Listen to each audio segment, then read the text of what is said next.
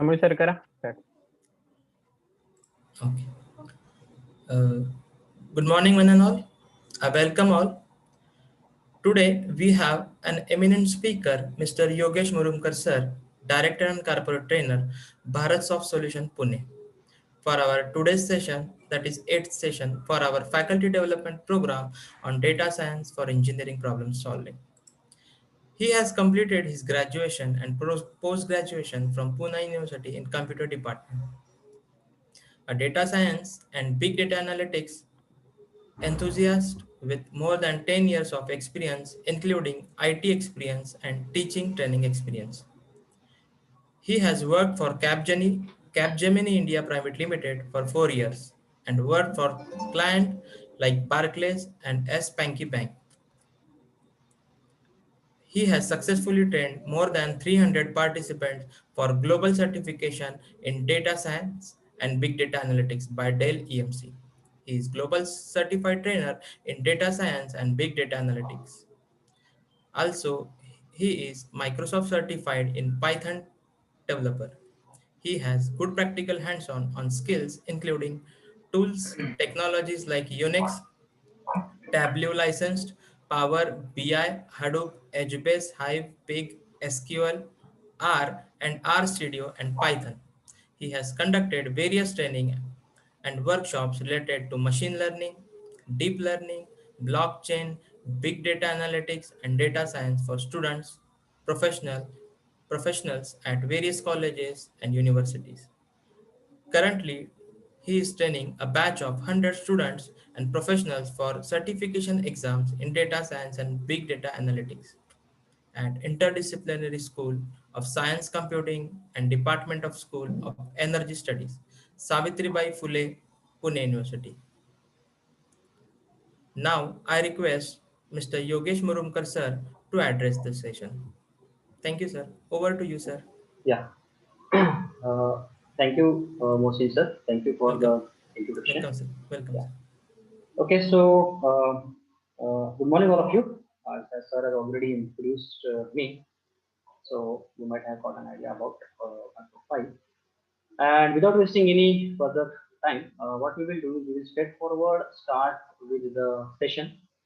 So, what I have seen is, first of all, let me share my screen and let me just give you a brief idea what are we going to do here.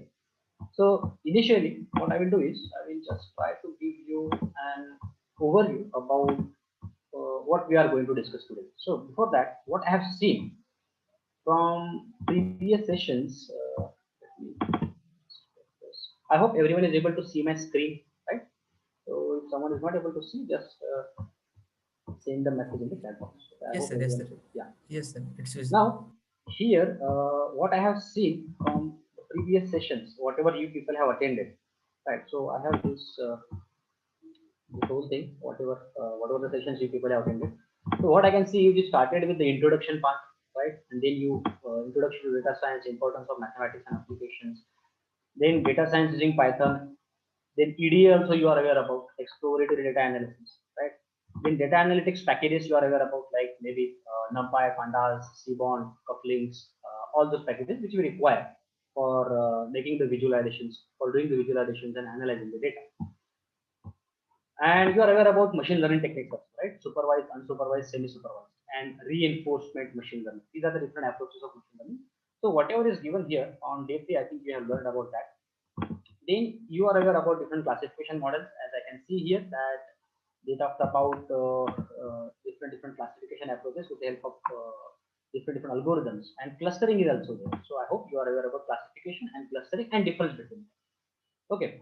Now, after that, data visualization techniques and analytical tools you are aware about, and then text analytics. So they might have talked about some particular use case study, right?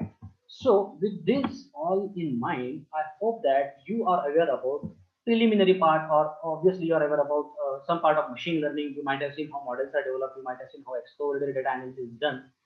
With this in mind, I will move one step forward and I will try to talk about deep learning. Okay, so it will be a practical approach, but let me discuss this deep learning in detail. Let me tell you what the concept is, and then we will go and we will try to implement each and everything, whatever I have discussed, whatever I will be discussing, right? Because if you know, I'll be there for two sessions, morning session as well as afternoon session, right? So both the sessions I'll be there. That's why I just try to utilize this particular time as much as possible, right? So as I told you, I will be showing you all these things, conceptual concepts I will try to explain first of all, and then I will move to the practicals. So whatever I'll be talking about, my I will try to give the importance to the hands-on as much as possible, right?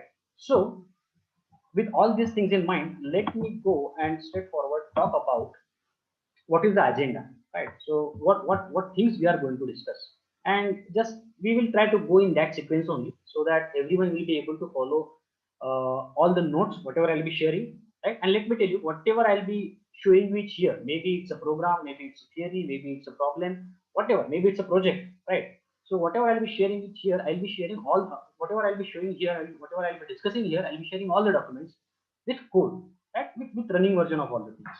So, but before that, you must be aware about what type of an environment I am using, what type of version of a package I am using, how to install those packages. Because here in deep learning, that's a big issue. If you talk about the packages like TensorFlow, PyTorch, Piano, there are a number of them, right? So we will talk about them. I will start from the start itself. I will tell you how to install TensorFlow, how to work on TensorFlow, and then we will implement the models with the help of TensorFlow and Keras. Some of you might have heard about that. Some of you might be knowing about it, right? So I will just try to start from the scratch, so that everyone will be able to make some sense out of these two sessions, whatever we are going to discuss today. Okay. So first thing first, as I told you that I will be discussing, I will be giving an idea about agenda. What are the points which we are going to discuss, and just I will try to keep those points only in that order, in the same order. Whatever I'll be discussing, whatever I'll be writing down here, the same points I'll be discussing in the same order. So let me just create some space here. Yeah. So talking about the agenda, the first point I will try to talk about is nothing but the introduction. I know that as I have shown you that maybe in the previous sessions you might have learned about introduction to machine learning or data science, or maybe artificial intelligence or deep learning. That might be a introduction in a brief, but as our point today is to understand what is deep learning. So to understand, before going to that particular point, one should be very clear about some basic terms. So what I will do is I will start with the introduction itself, right? So see, I am not going to share any PPT or PDF. I am directly writing down here whatever I will be telling you. I will be explaining it here with the help of statistics and mathematics as much as possible, and then I will directly move to the coding part.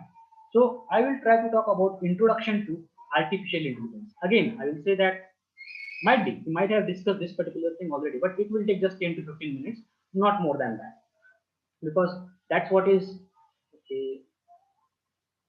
Can you please let me know, all of you? Are you able to see my screen? Are Yes, you? sir. Yes, Because yes, some. yes. Okay. It's Okay. Okay. it's Because in some. blue color, sir. Yes. I'll Yes. let. Yes. Right. Right. Right.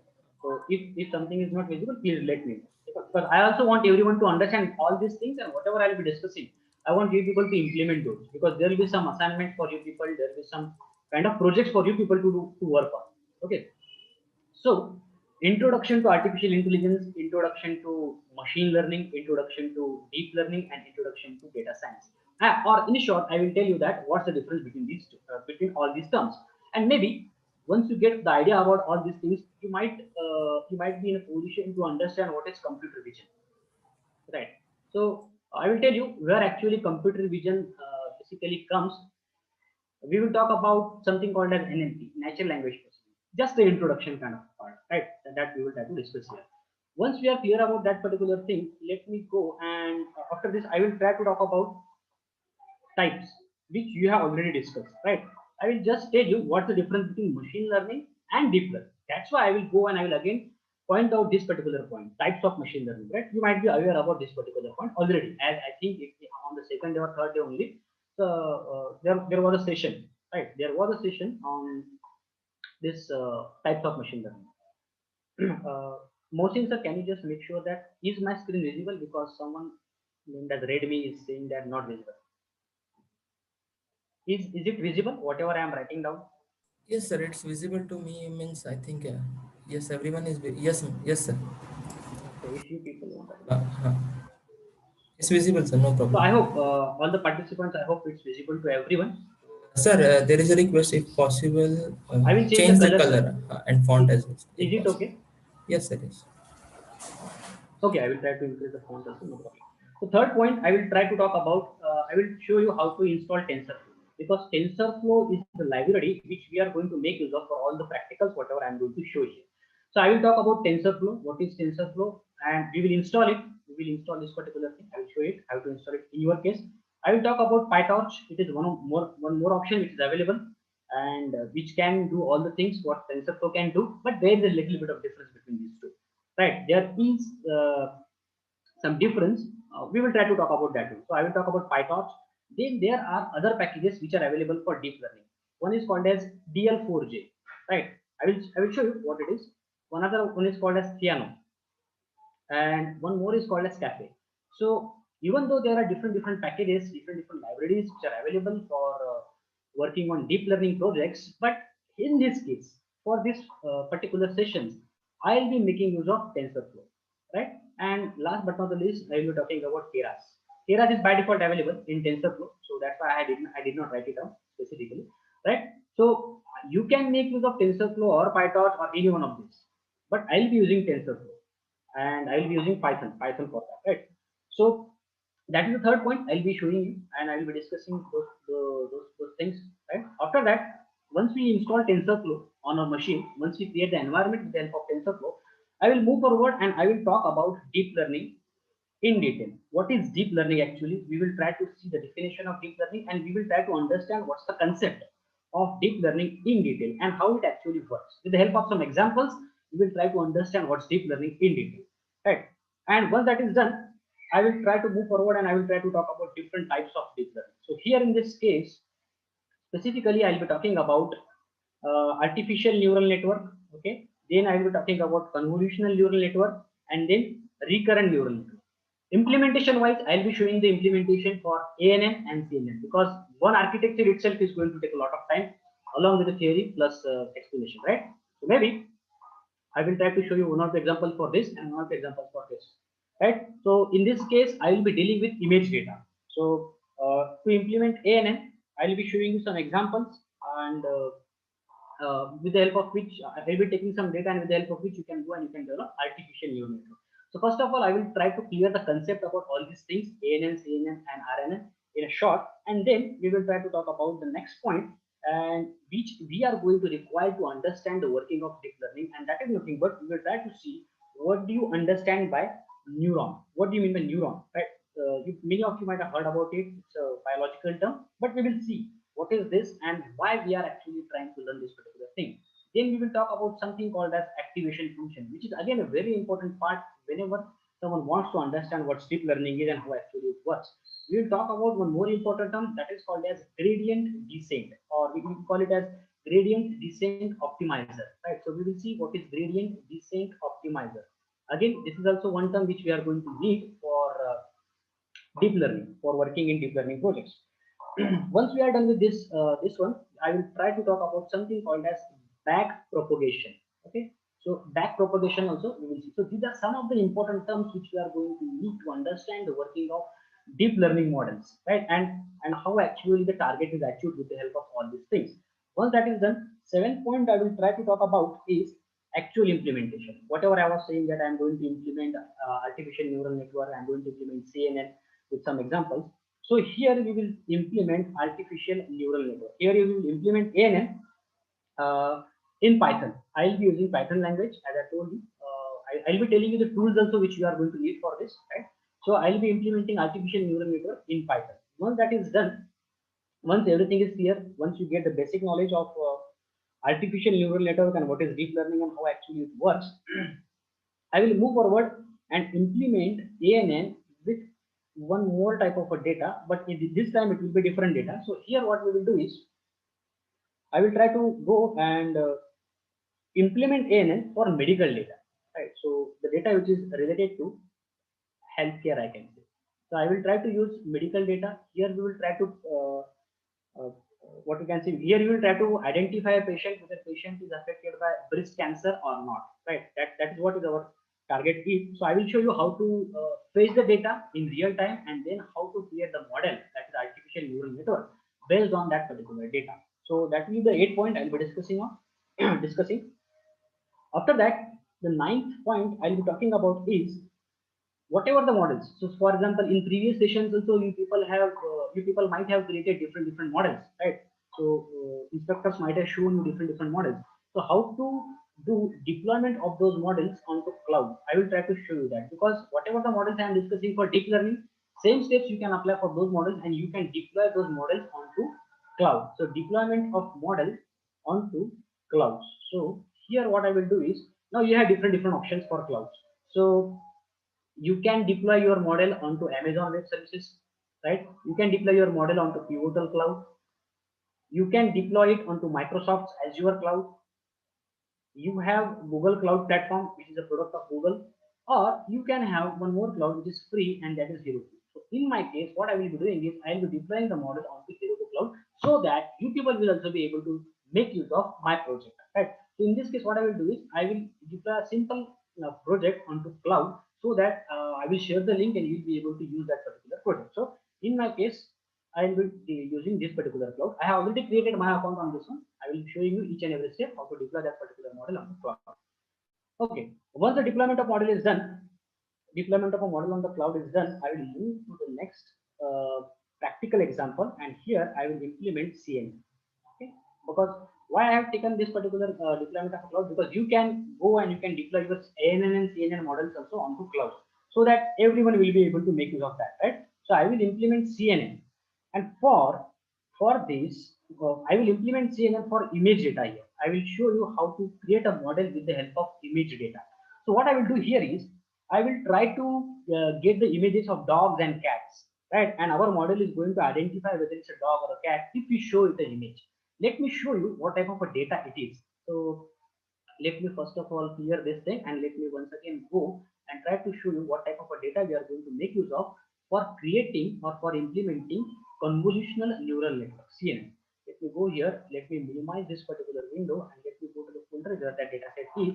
So I am talking about this particular data set. This is the important thing actually, why we use CNN. That's why I'm trying to show you this data. So see, till now you might have trained your models based on the numerical data, or might be based on text data, right? Maybe in case of natural language processing. But here we will be using image data to train the models, because CNN is specifically used for image data only. So here, these are the images. This is going to be our input data on the basis of which we are going to train the model. So this data again, I'll be sharing with all of you. So you can see these are the images of the cats. We are going to train our model based on all these images, right? And finally, our model will be in a position to identify whether it's a dog or a cat. So what I will do is I will be showing a deep learning model. I'll be showing all these images of dogs and cats, and I will try to run that particular, try to train that particular model in such a way that if you provide any new image as an input to that particular model, that model will be in a position to identify whether it's a dog or a cat. So you can see here, cat images I have already shown you. You can check, these are the dog images. These are the input images which we are going to make use of to train our model, right? So image data we are going to make use of for implementation of the first problem in CNN. That is one thing. Okay. Now moving forward, let me just try to show you the agenda once again, right? So those people who joined right now, just try to understand. I am just trying to discuss the agenda. So you should be there. Everyone should be there. Definitely, I'll make sure that at least you will get something from this session. At least if you go and if you try out all the things, whatever I'm sharing with you people, if you go and if you try it out, I'm talking about practicals. Okay, if you try out all those things, definitely you will be in a position to develop at least the projects which you can actually implement with the help of ANN and CNN. That I can guarantee. So that's why I will just request all of you, just pay your attention wherever you may be, right? Just try to be there, right, mentally. So that it will help you. No. A Gahakari sir, maybe I am not saying about session one. I am talking about session one as well as session two. So I will tell you how am I going to divide all these points. Okay, don't worry about that. which points I am going to discuss in session 1 and which points I am going to discuss in session 2. I'll make all the things clear, right? So it all depends on how much time we have, because you people might be knowing, right? One architecture itself is a huge concept, but I will try to cover all these points, maybe in 2 sessions. But today I will cover all these points. Don't worry about that. That will be on my part. Implement CNN for image data. Once that is done, what I will do is I will go and try to show you CNN with the help of another example. So I will go and I will try to show you one more hands-on example for convolutional neural network, because there can be a lot of data which is available, right? So implement CNN, but this time what I will do is I will implement CNN for medical data. So the current, if you talk about current situation, right, COVID-19, so that particular problem statement we will implement.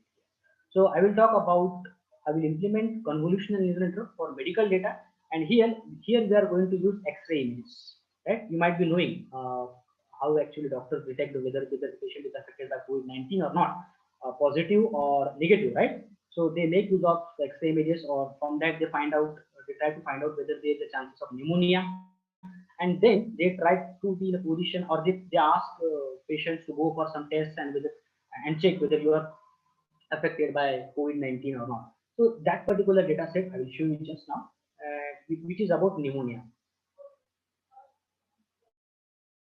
Okay, so that is about pneumonia patients. So I will be using X-ray images. Let me show you that particular data set also. I will just show you. In that case, obviously that will take some time to train the model, because in that case the data is going to be somewhat bigger as compared to the previous model. But again, this is also image data, and you can see I had divided this particular data set into training and validation, or training and testing, I can say.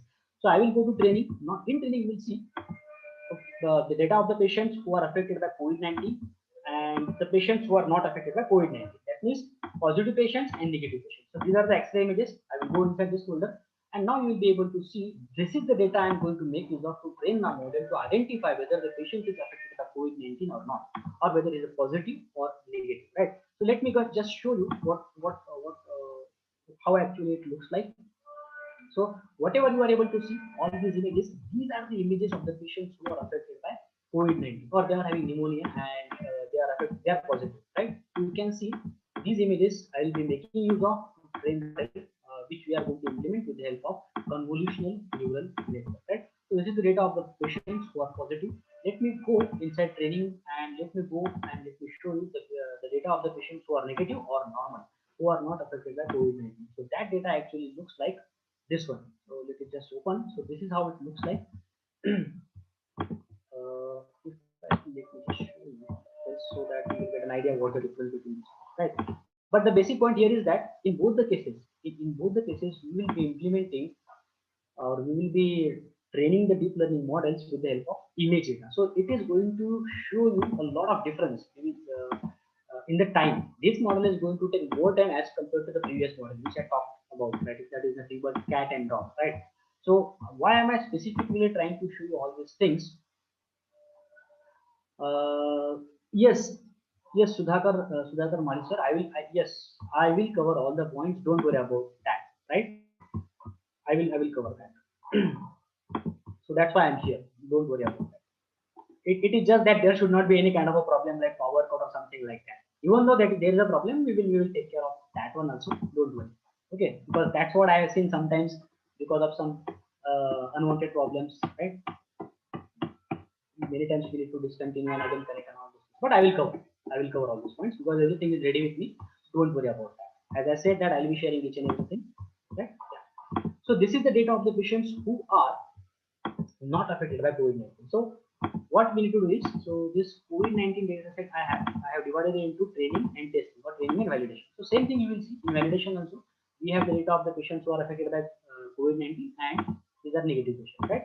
So that is the point I'm going to discuss, and this is going to be the last point. If we have a time, suppose by chance if we get some more time, what I will do is I will try to show you one end-to-end project if we have time, right? But I cannot go directly and I cannot discuss the end-to-end project because you are going to require some good what you can say, some techniques, right? So some concepts you are going to require for that. Otherwise, very confusing to understand, right? But I will just try to make all these things simple, and I will try to complete all this, right? So I hope everyone understood the agenda. These are the points I am going to discuss.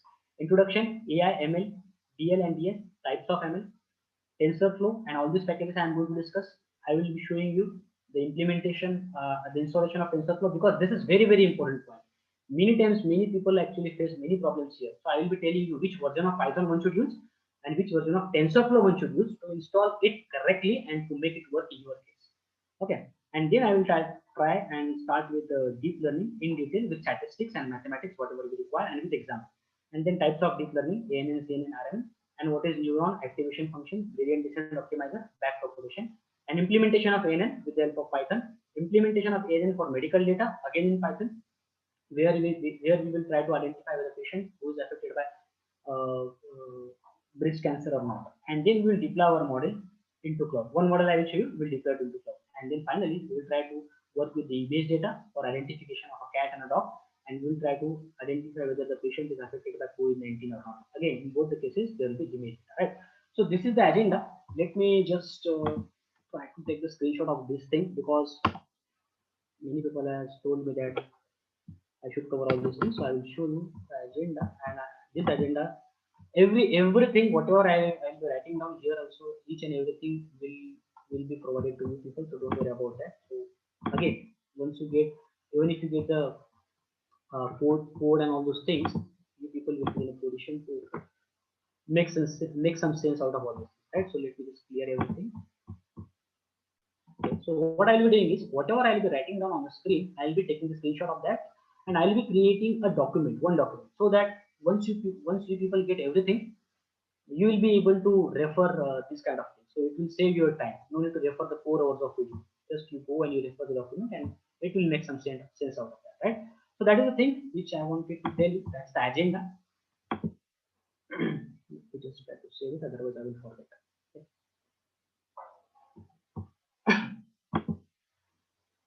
Just a minute. Let me just save it in the same folder.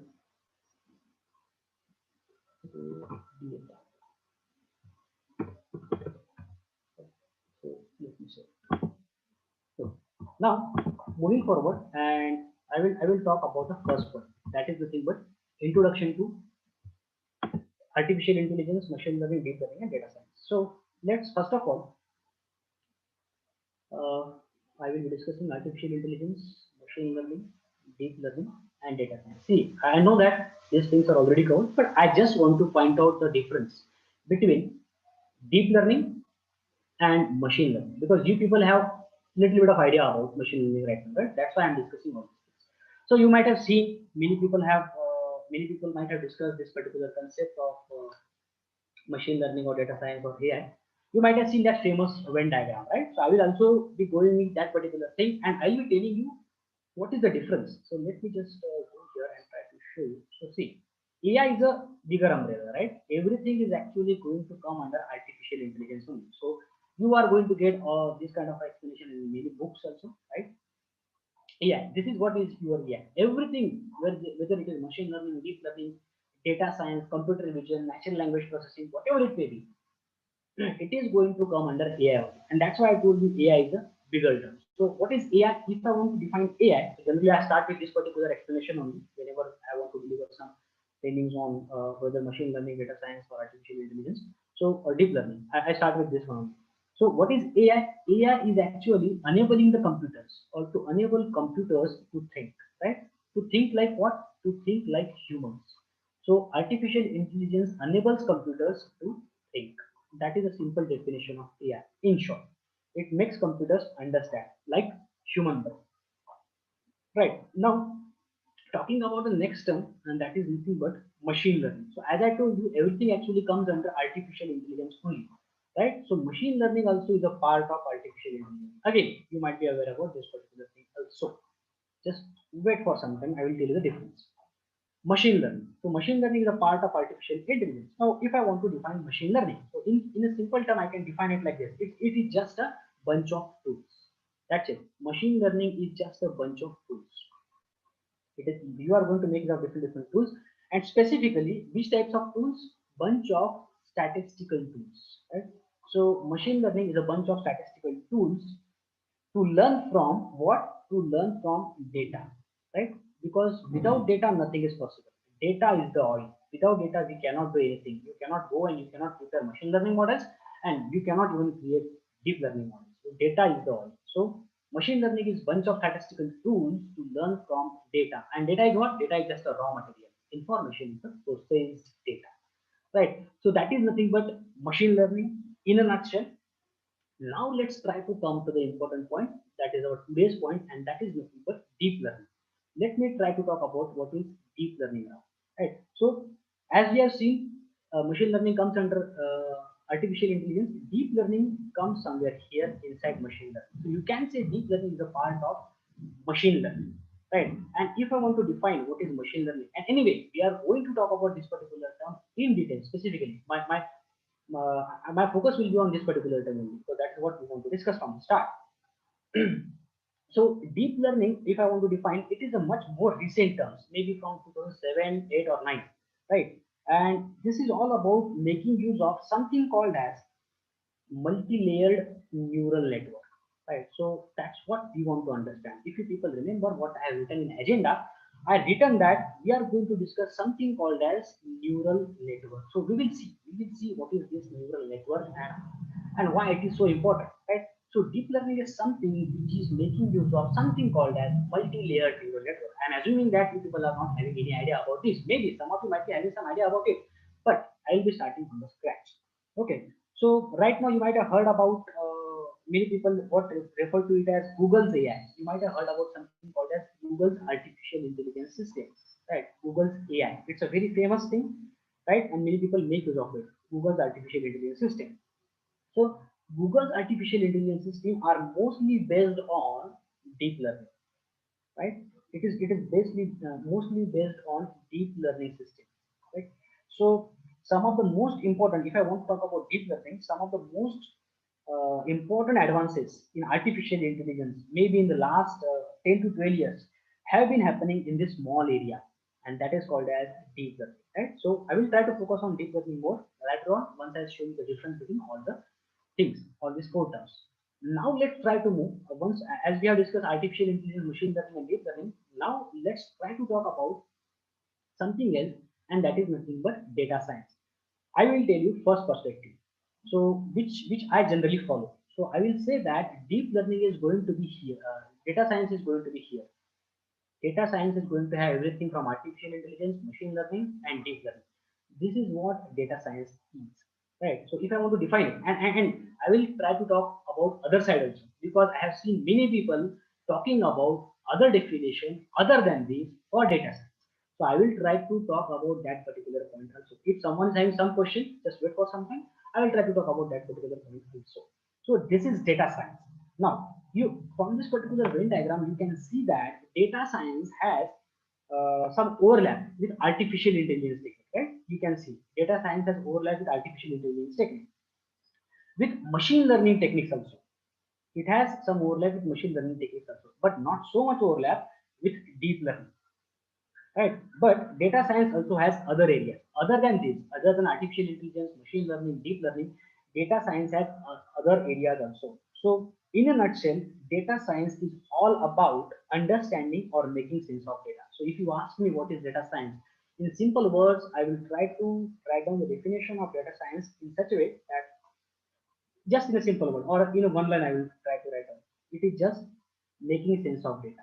Understanding or making sense of data is nothing but data science. Creating the story about the data and all those things. So there are a lot of definitions. I also know that yes, there are a lot of definitions which are possible, but we are just trying to take overview of all these terms. So it is just making sense of data. That is nothing but data science, right? And in previous sessions you might have come across this particular term, visualization, right? So visualizing or visualization is a very important part of, or very important aspect of data science. And for all these areas, whether you talk about artificial intelligence, deep learning, machine learning, or data science, you talk about any one of these areas, uh, there are some fundamental tools which they make use of, right? So whether it's a data science, machine learning, deep learning, or artificial intelligence, all of them they make use of some fundamental tools.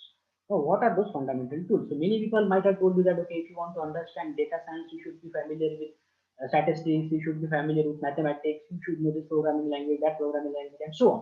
Why is it so? Because all of them, they make use of some fundamental tools. Which are those fundamental tools? So obviously, many of you might be aware about probability.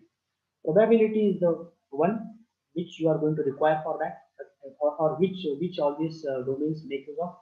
Then there comes statistics, right? Statistics is the one thing, and we are going to see how actually statistics is used by deep learning in this session.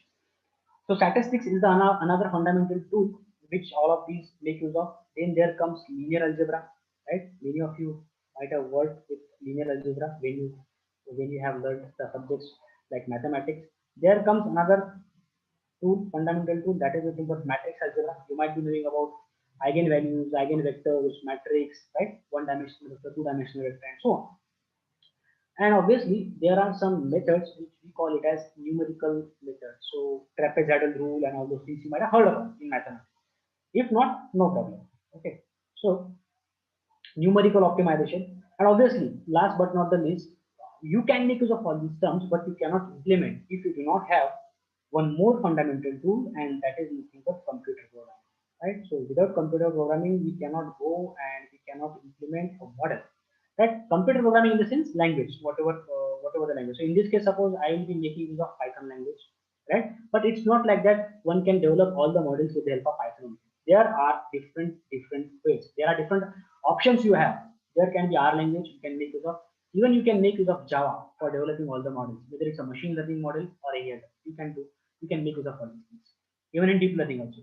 Or you might have heard about some new languages coming into picture now, right? Or even you can go and you can make use of C++ also. And let me tell you, even if you talk about Python language, the important packages of Python language, like for example, this one, NumPy. NumPy is actually having C binding library. So many of the things from NumPy actually are built in C language only, right? So C is actually a multi-threaded language, and Python is a single-threaded language. That is, C and C++ are faster as compared to Python. Right? That's another aspect actually. But yes, whenever I talk about computer languages, computer programming, all these things are going to come into picture. So in this case, we are going to make use of Python, right? So these are the fundamental tools which one should be aware about to understand about artificial intelligence, machine learning, deep learning, and data science, or to make some sense about all these things. Now, let me talk about another definition which many people might have come across, right? So many people say that the data science definition is not like this. Okay, the data science definition is something like, let me use this color. So data science definition is like something like this.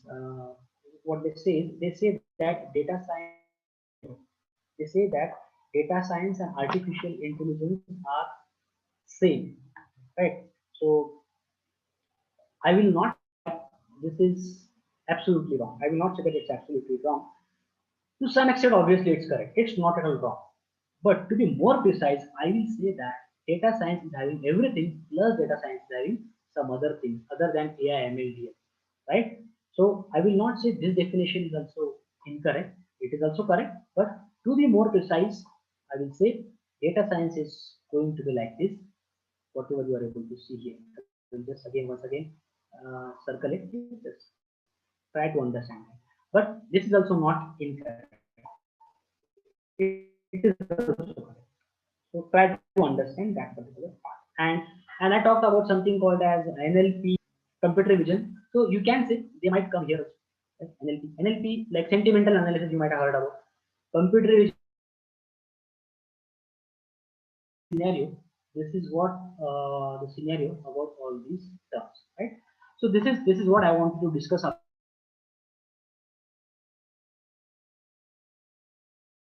word so that it will be easy for you to refer.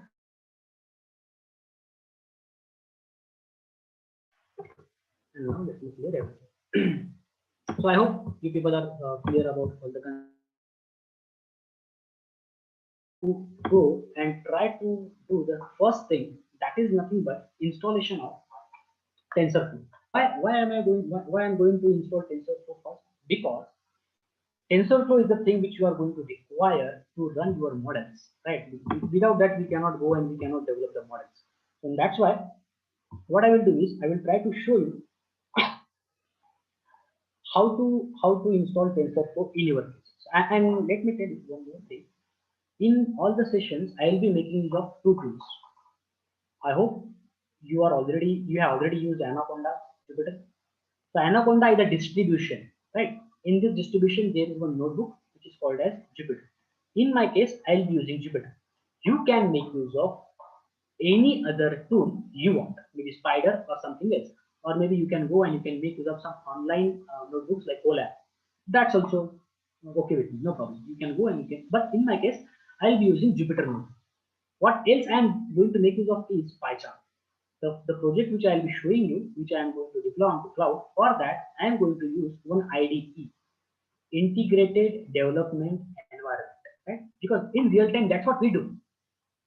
Jupyter is just a notebook. In real time, what we do is we try to make use of IDEs, Integrated Development Environment, because that's where we require the .pickle file or .h files. .pickle in case of machine learning models and .h in case of, so I'm talking about these two things, .pickle file or .sav file in case of machine learning models and .h file in case of deep learning models, right? So this is what we are going to require, right?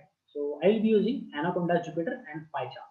These two tools I will be making use of. If someone is not aware about how to install this particular thing, you will get the document at the end of the session. Don't worry about that. Right. So this is what I wanted to tell you. I wanted to give you a brief idea about all these things. Now let me go and try to talk about again. Talking about types of machine learning, as I told you, you are aware about all those things, right? Types of ML. So types of machine learning are supervised machine learning, unsupervised machine learning, and reinforcement learning. Here the data is labeled, data is not labeled. Here the best example is driverless car or robotics. Okay, so I hope you people are clear about all these things. Now, let me go and try to talk about TensorFlow. Okay, before explaining you what is deep learning, I will try to install TensorFlow. I will show you how to do it because this is the point many people are going to face problem. That's what I have seen. So how to install TensorFlow and Keras, right? So I'll be talking about that. Before that, before talking about TensorFlow or Keras, why why TensorFlow? You might be having some doubt. Why am I using TensorFlow only? So TensorFlow is actually a library which is available for deep learning, you can see, and this Keras is inbuilt in TensorFlow. So I will be using the version of the TensorFlow as 2.0. This version I am going to make it up. Many of you might be those who have already used TensorFlow. They might be going with 1.x version, right? But 1.x will not work for some of the models. I will tell you the difference. Using 1.x is going to be time consuming because you need to create sessions and all those things, right? So that's why I will ask you people to install the same thing, whatever I am installing. That is TensorFlow 2.0. Right now, in this case, so okay, why TensorFlow? So it's actually TensorFlow is actually developed by Google. You can see before TensorFlow, there were other packages, other libraries were available for deep learning. If I want to name a few of them, I can name it like TensorFlow is obviously TensorFlow is going to be at the top, okay, which has Keras by default. Just try to understand. Even if you might be hearing about all these terms first time, some of you don't worry about that. Everything will be clear. So TensorFlow is the first thing which inbuilt has Keras. Then there is something called as DL4J. So what is DL4J? DL4J is a deep learning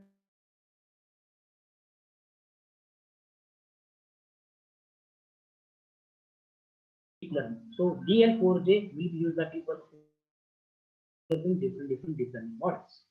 That is one thing. And but let me tell you, this is not widely used. This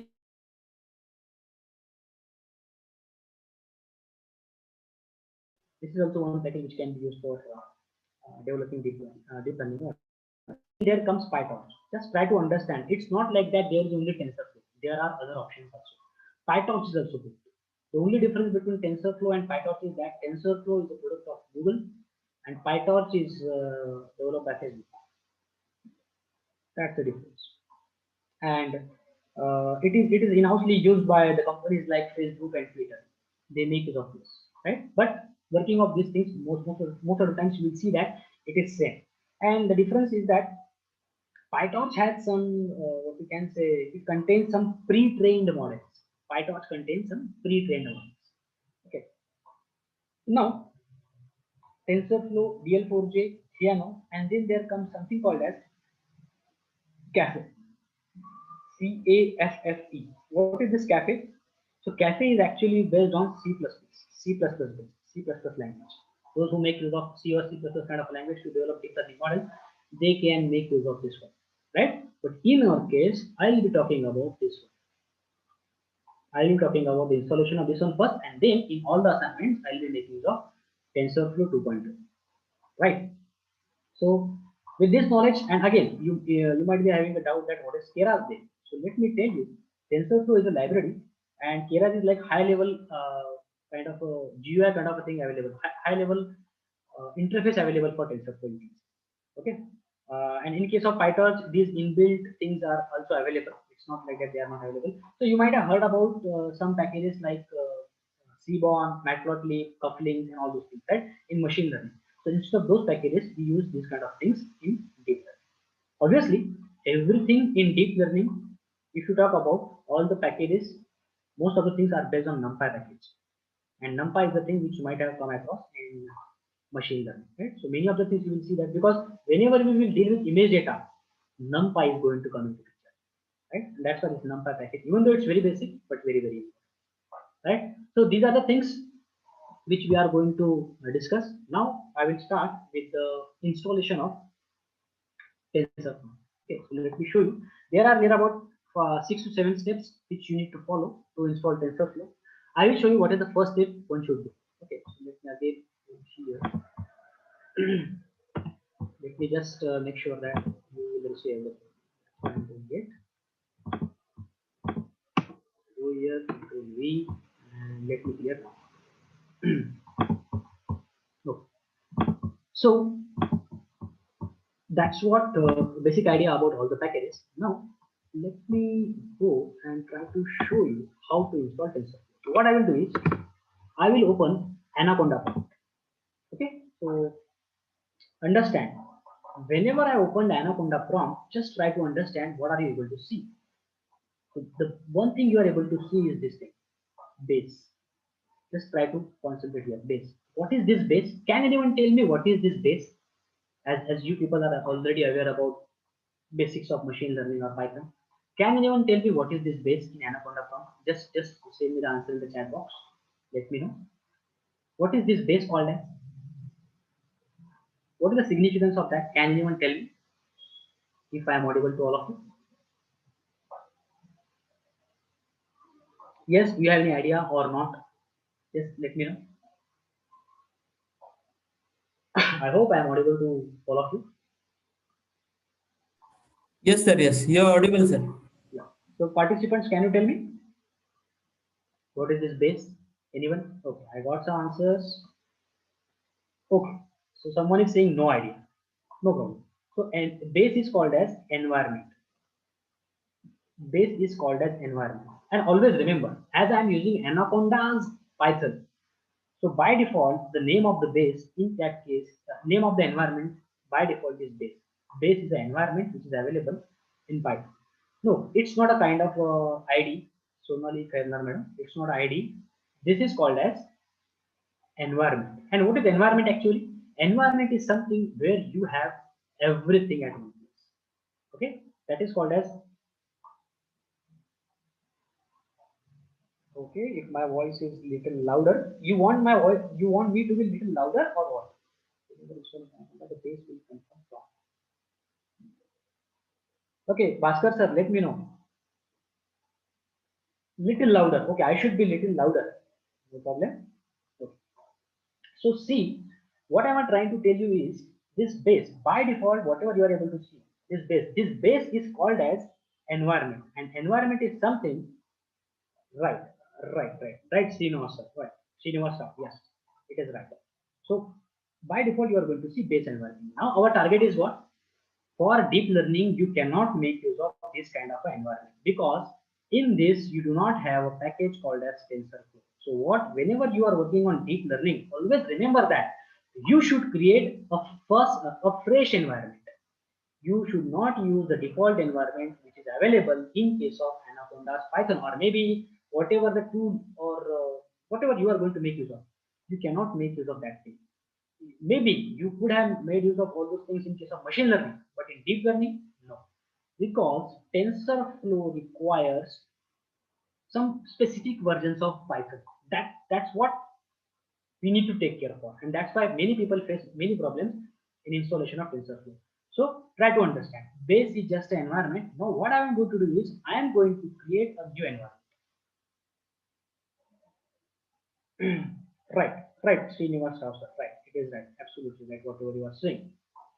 So my next task is to create the new environment because I want to install TensorFlow. Right. So first thing, what I will type here is the first command you are going to need is, see, in my case, I have already created the environment. I am just doing it because I want to show it to you how to create the environment, how to install TensorFlow. The first command is this one. We always use in case of Anaconda's editor. Bhaskar sir, if I show you this particular thing on Google Colab, what will happen is I will have to install some packages and that will waste our time. That's why I'm not using Google Colab. Is it clear, Bhaskar sir? Bhaskar T? Am I making sense? Because it will waste time if I do all those things. Because in case of Google Colab, what will happen? Depending on the internet speed, it will take more time. Can you just let me know, Bhaskar T sir? Okay, thank you. That's why I'm using Anaconda because it will save our time. Right? So, but the things are going to remain same. If some people who will try later on, maybe on Google Colab, you can try, and if you have, whenever you have difficulty, you can let me know, no problem. So Conda create -n is nothing but the name. What the name I want to give? Suppose I want to give the name as FDP underscore data science. This is the name, so I will name it as FDP underscore data science underscore TensorFlow, something like this. Now I need to tell it which version of Python it should use. So Python is equal to remember 3.6.8 I am using. Even though I have a latest version of Python available with me, but I am using 3.6.2 because I already told you for TensorFlow we require specific version. They are working on all those things. Many times you will see that for some project you will require TensorFlow 1.x also. It depends on what type of a problem set you are trying to solve, right? So here I am going to make use of TensorFlow 2.0.4. That's why I will use Python 3.6.8. Maybe there might be some another version also available, right? But I will ask you people, or I will recommend you go with this. You go with this version. Right. Now I will explain this particular one. Create -n. -n is actually is going to ask you name of the environment. Okay, name of the environment. This is the actual name, whatever you want to give. This is user defined. So in my case, I have given FDP underscore DS underscore TF, and this is the given name. Okay, you can give anything, and this is the version of the Python I'm going to make use of. Let me clear everything. Right. Let me go here and now try to press enter. Now let's see what happens. So collecting package metadata. That's the first step. Okay. So if I would have done this kind of a thing in case of Colab, it might have taken a lot of time. That's why I did not use Colab. Okay. So let it create. Collecting. It is collecting some package metadata. So try to understand that particular command. Create -n FDP underscore DS underscore TF. So remember that name. That's the name in our case for the Conda environment. And you people can actually note down all these commands if you want. Those who are trying to work on some projects related to deep learning, or those who might be working in some research, obviously they will need TensorFlow and KNS. Or those who might be dealing with image kind of a data, you are going to need this TensorFlow. Right? Now it is asking me yes or no. I will press Y and enter. Now it is trying to download and extract the packages as per the need. Right? So everything should be done correct. everything should be correct, then only we will be actually in a position to run that particular, to use that particular TensorFlow and run the projects whatever I was talking about. Okay. So that's why TensorFlow is very important.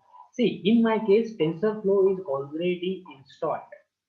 I could have skipped this particular step, but later on you people will face some problem. That's why I'm discussing. Try to understand that. Okay.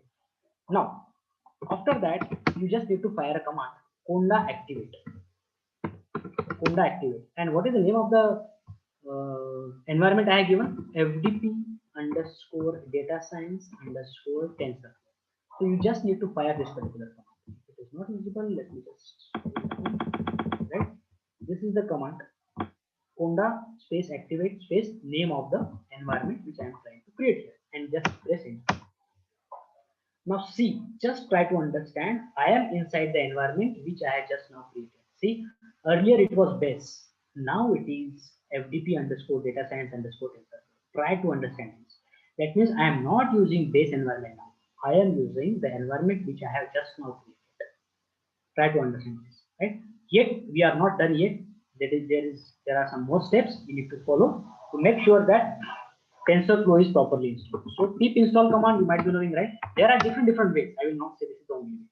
Pip install, but always try to follow this kind of a way because it is faster. If you go through Anaconda and if you then type the name of the package there, GUI itself is going to take a lot of time. Instead of that, go with the terminal, because whatever we do with terminal, it actually uh, does all the things fast, right? So Sudhakar Madi sir asking conda update hyphen n base hyphen c. Complete command please. I have given the complete command only, sir. I have given the complete command only. Here, what I have done is this one. This is the complete command. Conda create hyphen n name of the environment and the version of the package. So please try to see this. Whosoever asked me question, I hope it's clear. Yeah. Now let me go and try to fire the fourth command. Fourth command. Okay. Fourth command is pip install. Now here we will install tensor. Pip install TensorFlow. Now and try to remember this version I am using. TensorFlow equal to 2.0.0. So the complete command is this: pip install TensorFlow. In many times in some articles or something like if you go and if you just try to Google, you will get that they will ask you to fire this particular command only. Pip install TensorFlow. Yes, definitely it will work, but you should be having the proper version, which should be matched. That's why I'm taking care for all this version of the version of Python as well as version of TensorFlow, because there are a variety of versions available in case of TensorFlow, in case of PyTorch, right? So pip install TensorFlow 2.0.0. It is also latest version. Let me go and press enter. Now let's see. So that's why what I have done is I have already created the environment. In my case, I will be using that environment of TensorFlow. But to create that environment, actually, I have followed all these steps. I will show you. You will be able to see the environment which we are going to create here. You will be able to see that environment in your Anaconda, what you can say, distribution. I will show you there. Okay. Let it first done. So that is the, I think, third step which we have fired, which is pip install TensorFlow and version of the TensorFlow. So let it complete first. Let it complete. It will not take much time.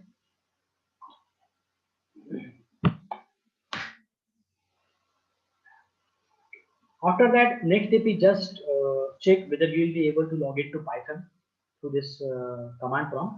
And once that is done, what you can do is you can go and you can fire the commands like import. For example, import TensorFlow. Once that is done, then you are sure that okay, TensorFlow is properly installed.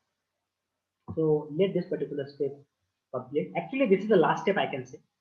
But many times what happens is even after this step also you might get some problem. See, now we are here. Now everything is done correct. Now what I will do is I will just type Python. I will try to connect to Python. It will take me to the Python prompt. Now see, it has taken me to the Python prompt. That means Python 3.6.8, whichever I was trying out, right? That is here. Now I can fire any Python command. Maybe I might get an error. You will have to check. I might get an error, maybe because of internet speed or something like that. Okay. Okay, those people who are raising hand, you can put your question in the chat box, please. Okay. Those who are raising their hands, please put your questions in the chat box, or maybe at the end of the session, I will answer all the questions. No problem. So this is what you are able to see Python prompt. That means here I will type the Python command and I can get the output from it. So just to make sure, let me try to fire a simple command like let me fire into TensorFlow. See, I also do not know, it might show me error. That's why I have already done it in my case. Otherwise, you need to Google and you need to do all those things. Okay, so import TensorFlow. Let me see. So import command you might be aware about already. I mean, I'm just trying to import it. Yes, now that is done. That means we are successful in installing TensorFlow. See, I am on the next prompt now. So this command is running. You know, right? It is not going to show you any output. I have just imported TensorFlow. Now, in your case, if you run TensorFlow, you will see error. I will show you. I will show you that. See, once this is done, that means you have properly installed TensorFlow. Now go here, type exit, get out of that. You will be in the environment. If you want to get out of this one also, just type conda deactivate, because right now I am in this particular environment. So you just need to deactivate it. So go here and conda deactivate. Do not forget this.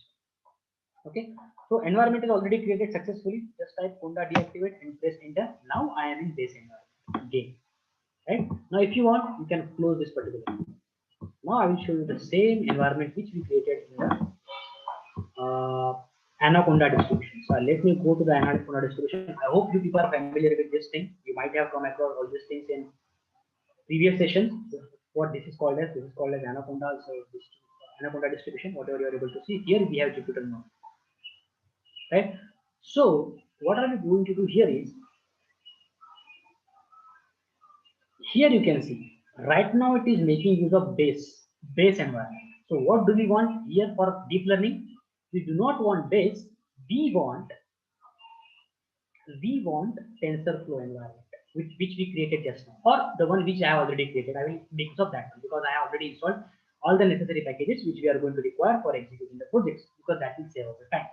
Otherwise, if I show you the installation of everything, it will take a lot of time. So now let me clear it. Now let me show you where the environment you are going. If I click on this environment button, I hope everyone is able to see this one, environment. Right? If not, let me change the color to see this environment I'm talking about. I hope everyone is able to see this one.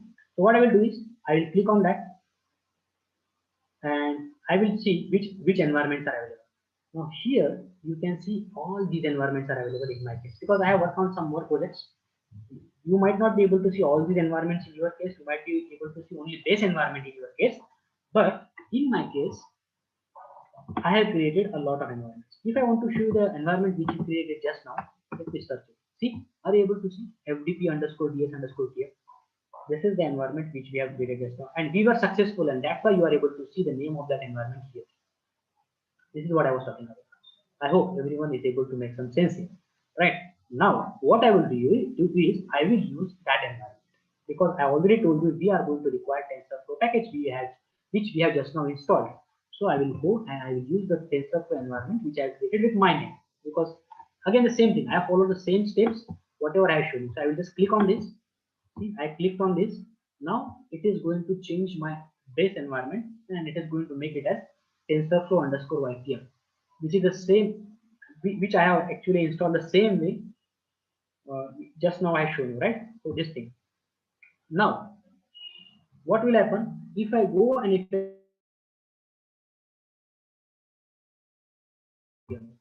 TensorFlow underscore YPM? Let me show you that. Okay, now let me click on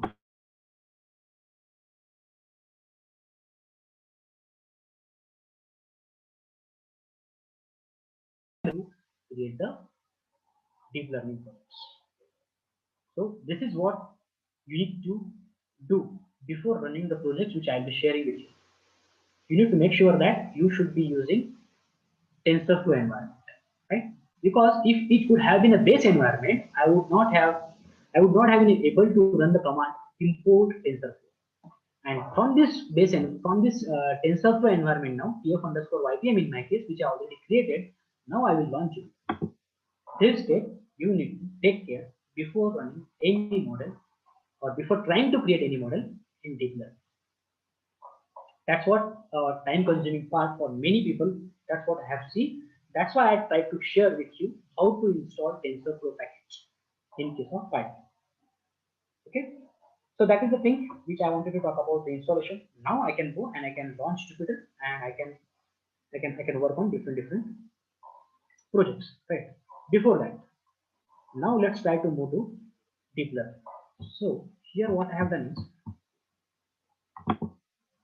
I have created a separate folder for this FDP named as DL only, where you will be able to understand, where you will be getting each and everything. So let me just go to that particular folder. It's inside today. And let me show you. Yeah, this folder. This is the folder where I have kept all my notes and all the programs and all the projects and all the data sets. So as I told you, you will be getting all these things at the end. Now, first thing first. As we want to discuss about deep learning, so let me go and try to open IPYNG file for deep learning concepts. Let it show.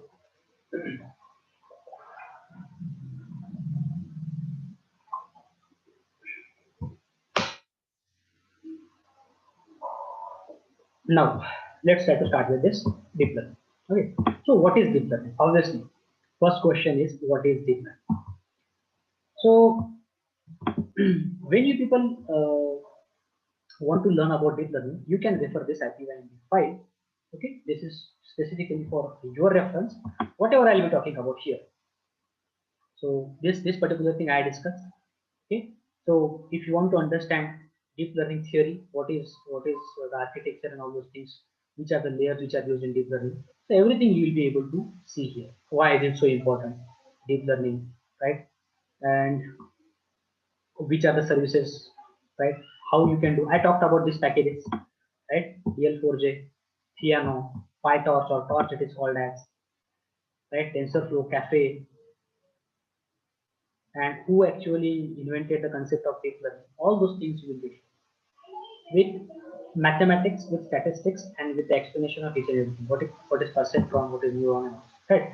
Now, my point is, I want to make you aware about the concept of deep learning. What is deep learning actually? So, to understand this, we can refer this particular line.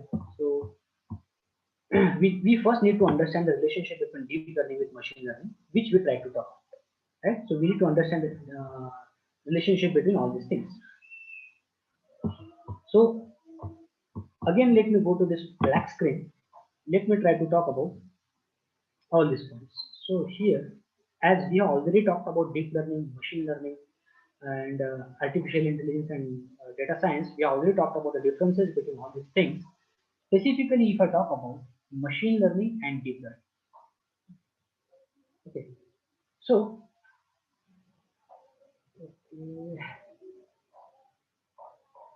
Chitra madam, is it audible now? Is it okay? My voice? Yes, sir, it's audible, sir. Some people, yeah, some people are saying that voice is not. I hope now everyone is able to see the screen, black screen, as well as I am audible. So, talking about machine learning and deep learning specifically, just to make sense about deep learning. Okay. So, you might have noticed that when we create models in machine learning, we use different algorithms in that, right? And you might have noticed one more point that in both machine learning as well as deep learning, in both we can do these things. That is predictive modeling. Maybe you might not be aware about deep learning, but you know about machine learning. That we can do this thing, predictive modeling. In case of deep learning, that means you can go and you can create the prediction models with the help of machine learning, and or I can call it as forecasting. So you can do forecasting and predictive modeling with the help of machine learning, as well as you can do it with the help of deep learning. In machine learning, what happens is, if I want to talk about the basic difference between these two, while creating these models in machine learning, we decide some features. All of you understand features. Whenever I say features, features is nothing but attributes, columns, inputs, right? So you might be knowing. You might have discussed different examples. Maybe to identify patient diabetic or not, or maybe to identify to class. Maybe you might have discussed some classification problem, right? So if this is the output column, and these are the input columns, right? So these input columns are called as features or attributes or input features, and this is called as target or the output. So what happens in case of machine learning is, who decide these features?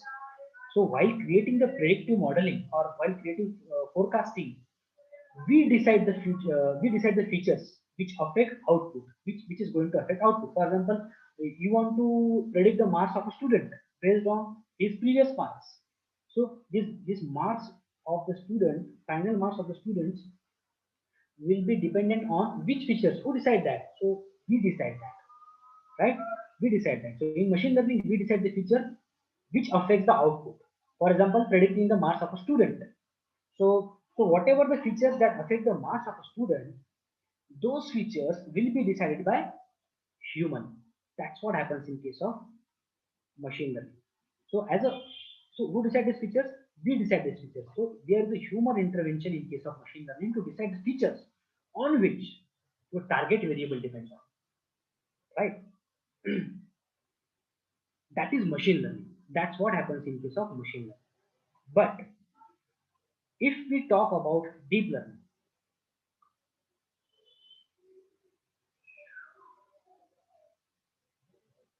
so thank you.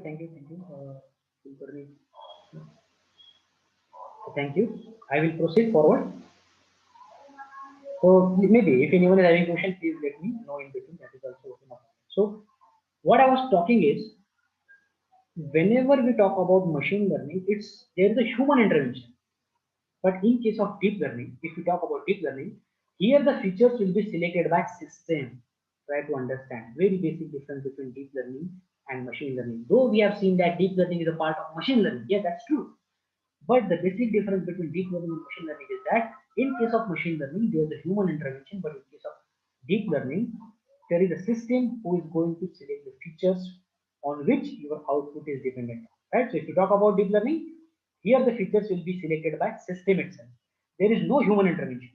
So we can say deep learning is like human because here we have concept of human brain. So I'm just trying to define deep learning. Try to understand. So deep learning is just like a human because here there is a concept of human brain.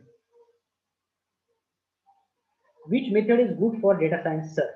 So Srinivas sir is asking me.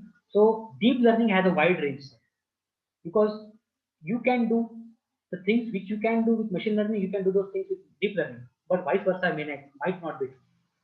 Is your question clear, sir? I'm saying that whatever deep learning can do, machine learning might not be able to do that, but deep learning can do everything. So that's why I will say that deep learning is going to be good. And if you talk about current scenario also, dataset might be of any type. It might be numbers, it might be text, it might be image, it might be video. Deep learning is going to be there and it's going to help you to create the models. I hope, sir, it is clear. I hope your doubt is clear. Srinivas Rao, sir, right? Is it clear? I hope. Okay. So I was telling you that features in case of deep learning will be selected by human, and that's why I will say that there is something called as something involved, and which is human like brain, we can say, right? So here we have a concept of human brain. We actually try to create a human like brain.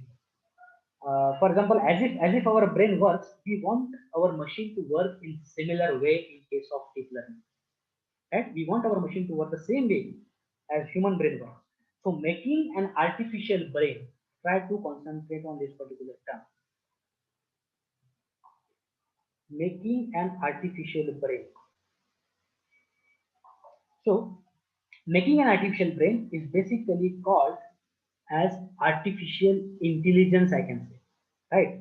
And it's a part of all whatever the things which we have discussed. It's all those things actually part of AI, and deep learning is a part of artificial intelligence, right? And here, so in case of deep learning, whenever I talk about, in case of deep learning, we have different types. So many people will say that deep learning can be divided into three types. Yes, I can say types or approaches, right?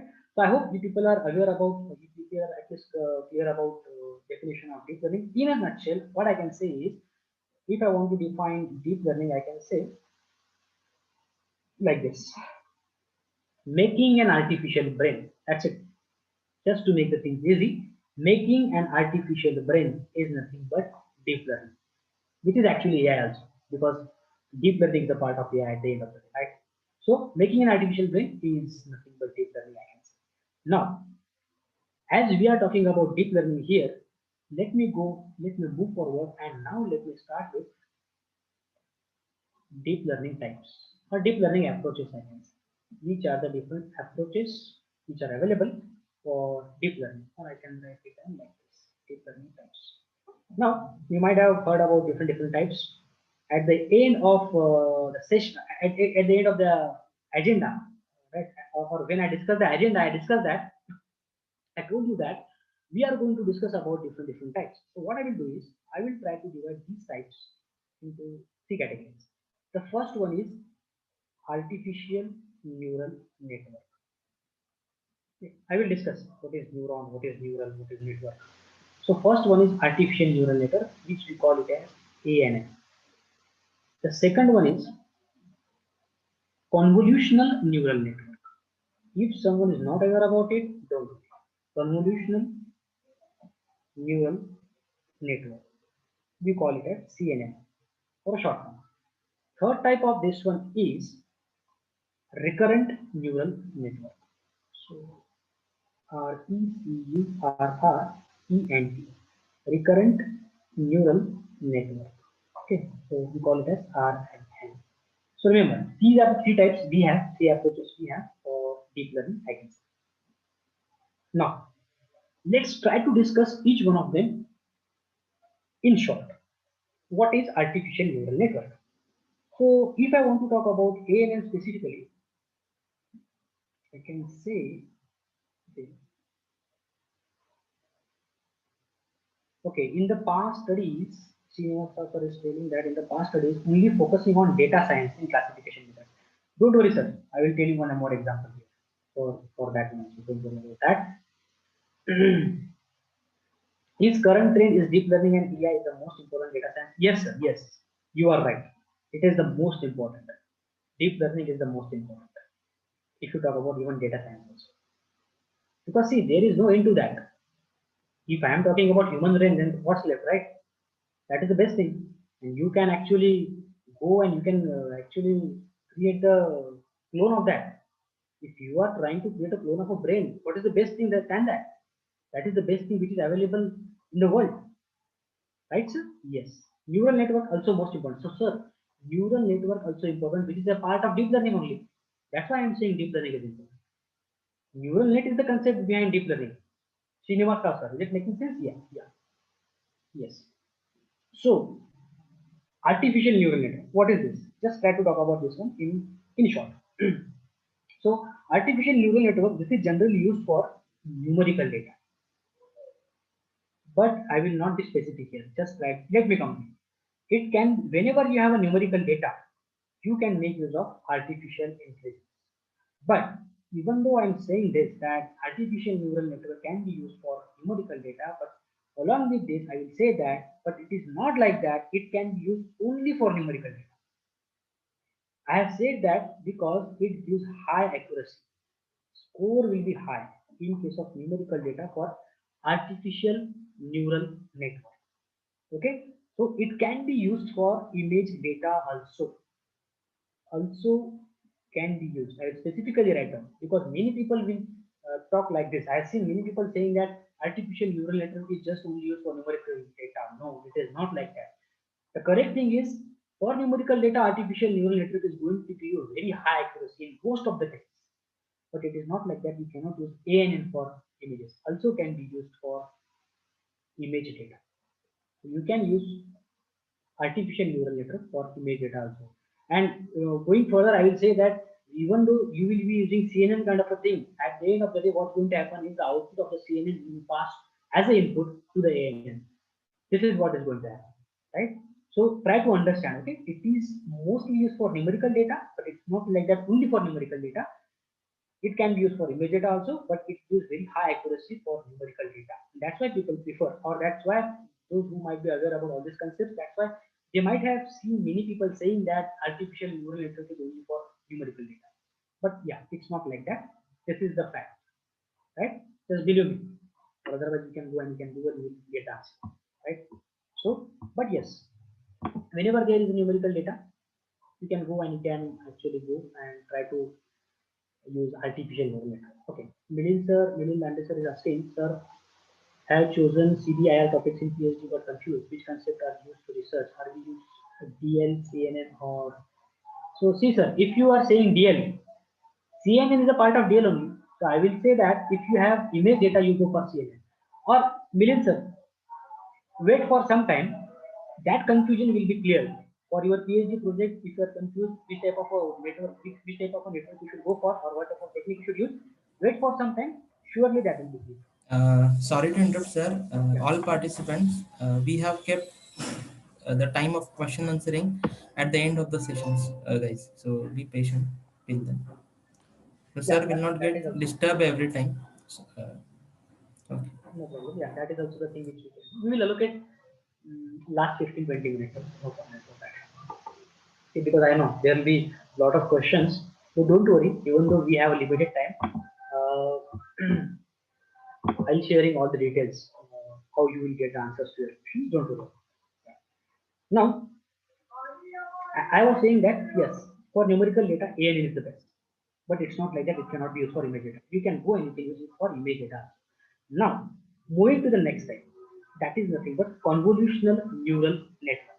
Now, what is this convolutional neural network? So, see, as I told you, ANN is used for what you can say numerical data. CNN is used for image data. Just try to understand. But here also I will not be specific. Try to understand. So generally convolutional neural network is used for image data. But we can use it for text data as well, right? So I will write it down. Can be used for text. So I will take a screenshot of this so that you will refer it later on. So can be used for text data.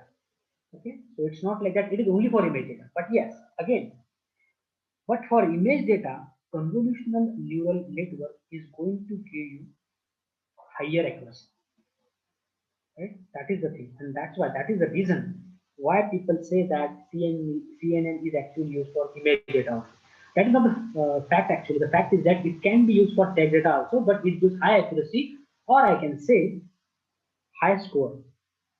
You might be knowing how to evaluate the model, right? Dot evaluate method actually is used in Python to evaluate the accuracy of the model, and based on whether it's a classification problem or a prediction problem, we use different metrics to evaluate the performance of the model. Maybe if it's a classification, we use something called as confusion matrix, right? And all those things we will see in implementation. We will talk about that one. So try to understand. Whenever there is image data, one should prefer using convolutional neural network, right? Because it gives high accuracy in that case. Now, talking about the third thing, that is nothing but recurrent neural network. So generally, the concept behind RNN, that is recurrent neural network, is called as LSTM. Now let me clear what is this LSTM. So LSTM actually stands for long short-term memory. Long short-term memory. Now this word itself tells you what it is.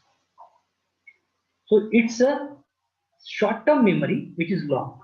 Try to understand it like this, or otherwise I will give you one more example to understand that. Recurrent neural network is something which is going to be trained and which is going to learn on itself. There is a difference. You might have seen different examples like chatbots. Chatbots is the best example where you can make use of recurrent neural network.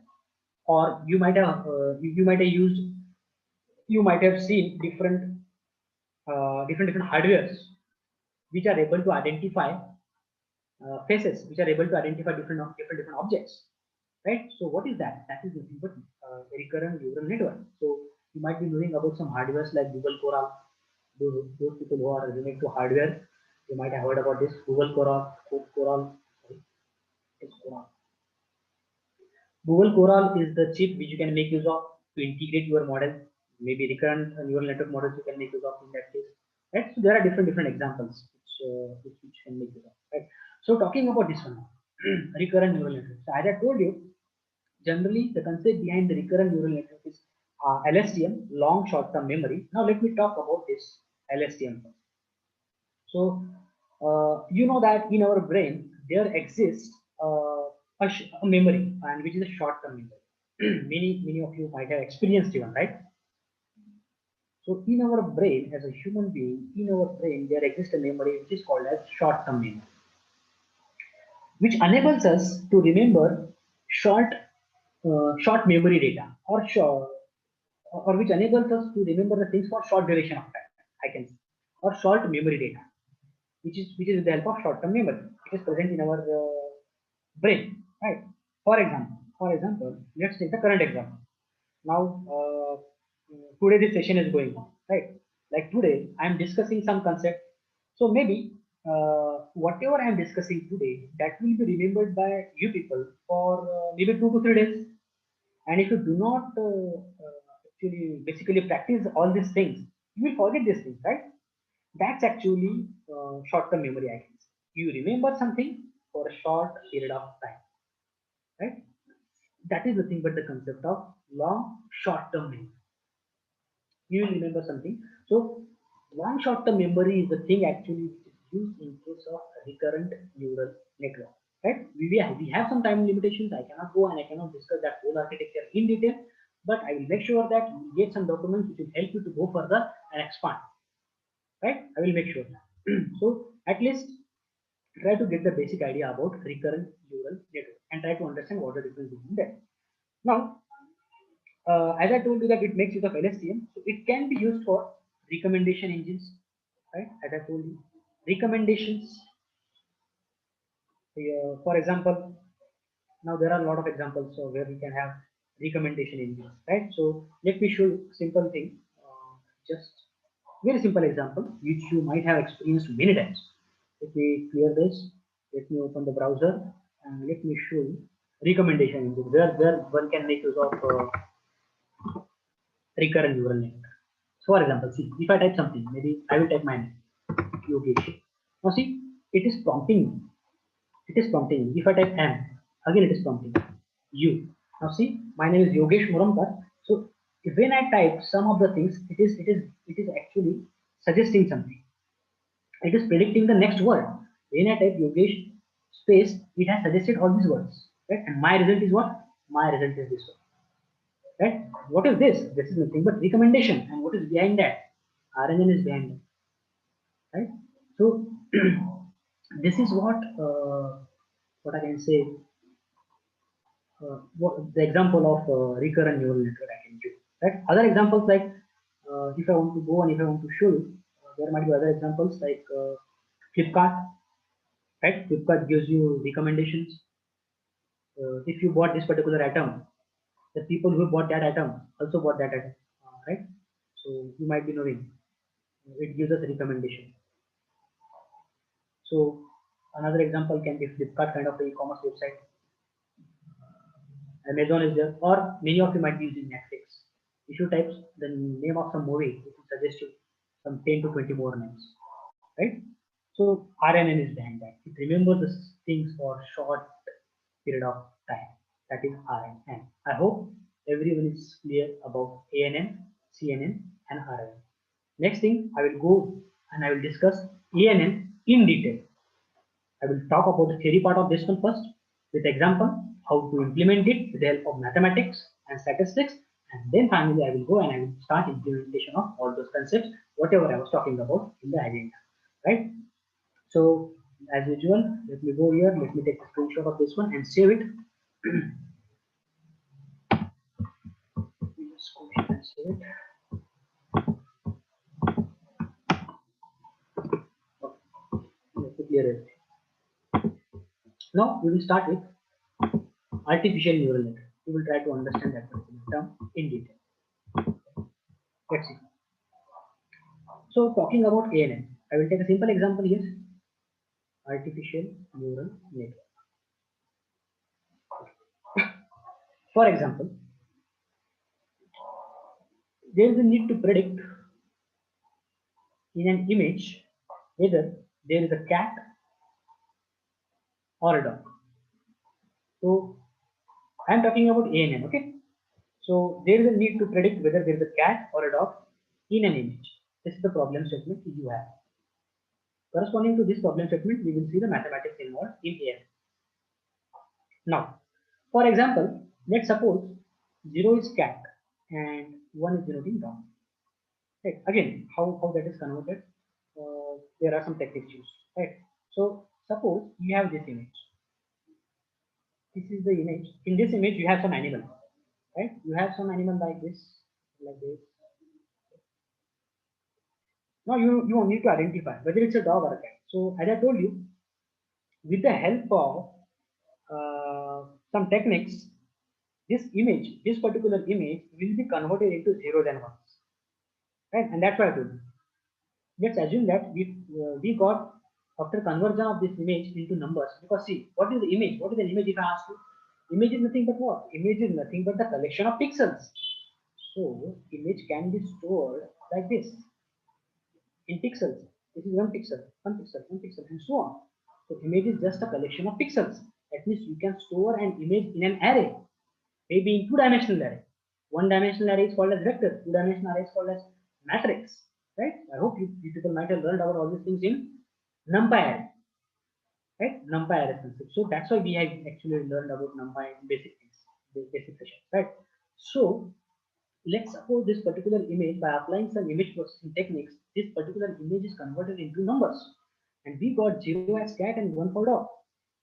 Now in ANN, what happens is we have some layers. Okay, in ANN we have some layers. Now what are the layers which are available in case of ANN? So one layer is called as input layer. Right? Again, here you might have come across this kind of terms, input layer. Another layer is called as hidden layer, which is available in case of artificial neural network. And one layer is called as, one more layer is called as output layer. So input layer, hidden layer, and output layer. These are the layers which are available in case of artificial neural network. Now, if you ask me how, okay, I did not talk about neuron, right? I will talk about neuron also, don't worry. Neuron is just what you can say, it is something which helps to transform the signals from one neuron to another neuron. It is something in a human brain with the help of which you can remember, you can actually transfer the information. See, it's not like that neurons are present in your brain only, in human brain only. It is present in all the parts of the body. Because of that only we are able to sense the things, because information is being transferred from one neuron to another neuron.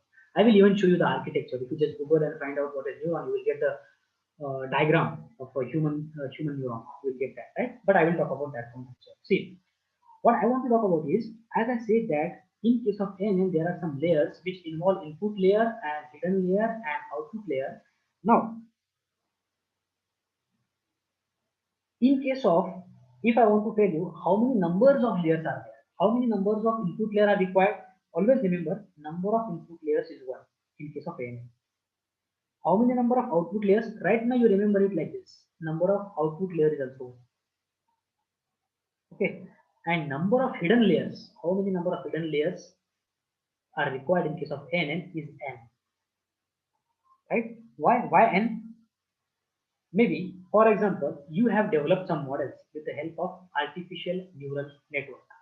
And let's say if you are getting less accuracy, so what you can do is you can go and you can increase the number of hidden layers. That's why I have written it as number as n, not 1 or 2. So now on what aspect it is actually dependent, number of hidden layers are dependent. So I will say that it is dependent on what type of a data you have, what type of a problem statement you are going to solve. Based on that only, you will be in a position to decide about how many number of layers should be there in case of ANN for hidden layers. What should be the number for hidden layer? Okay, so this n actually depends on this one, the data or the problem we need to solve. Now after that, so maybe later on what I will do is I will show you something which is developed by Google, and they have some ready-made neural networks which are available. You will try to play with that. Once everything is done, I will show you that particular thing. Right now, here you can see in all layers, in all these layers, whether it is a input layer, whether it is a hidden layer, or whether it's a output layer, in all the layers we have something which is called as neuron. In all the layers there are neurons. We will see how to decide the number of neurons, right? Now the question is, what is neuron? So it's an important part of brain which carries our signal from one neuron to another neuron. Try to understand what is neuron. It's an important part of a human brain which carries our information, our signal from one neuron to another neuron. So with the help of neuron, information can be transferred. This is the important thing which neuron does. It transfers the information. So here we want artificial neuron to work the same way human neuron works. Right? Try to understand. As we are trying to talk about artificial neural network. So what we want here, we want artificial neuron to work the same way human neuron works. That's what we want. Okay. So for that, now what I will do is try to understand input layer, hidden layer, and output layer. Now in each of these layers, there are neurons present. Now what I will do next, I will show you those neurons. I will get some neurons here, and I will show you a simple example.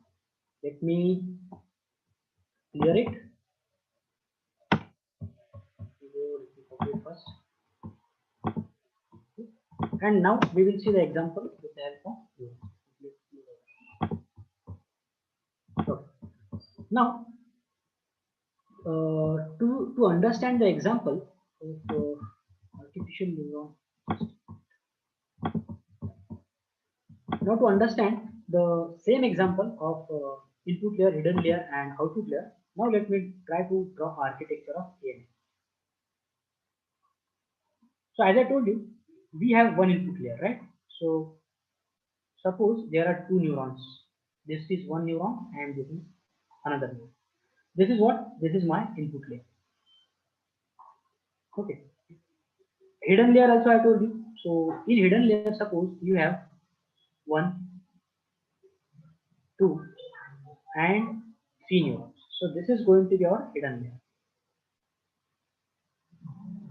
If you understand this particular thing, it will be easy for you to understand implementation of ANN as well as CL.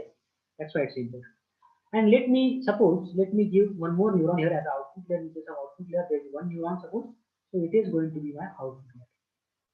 So we have input layer, hidden layer, and output layer. Now, in case of input layer and hidden layer, in case of input layer and hidden layer, the number of neurons is in your hand. But in output layer, it can be according to some rule.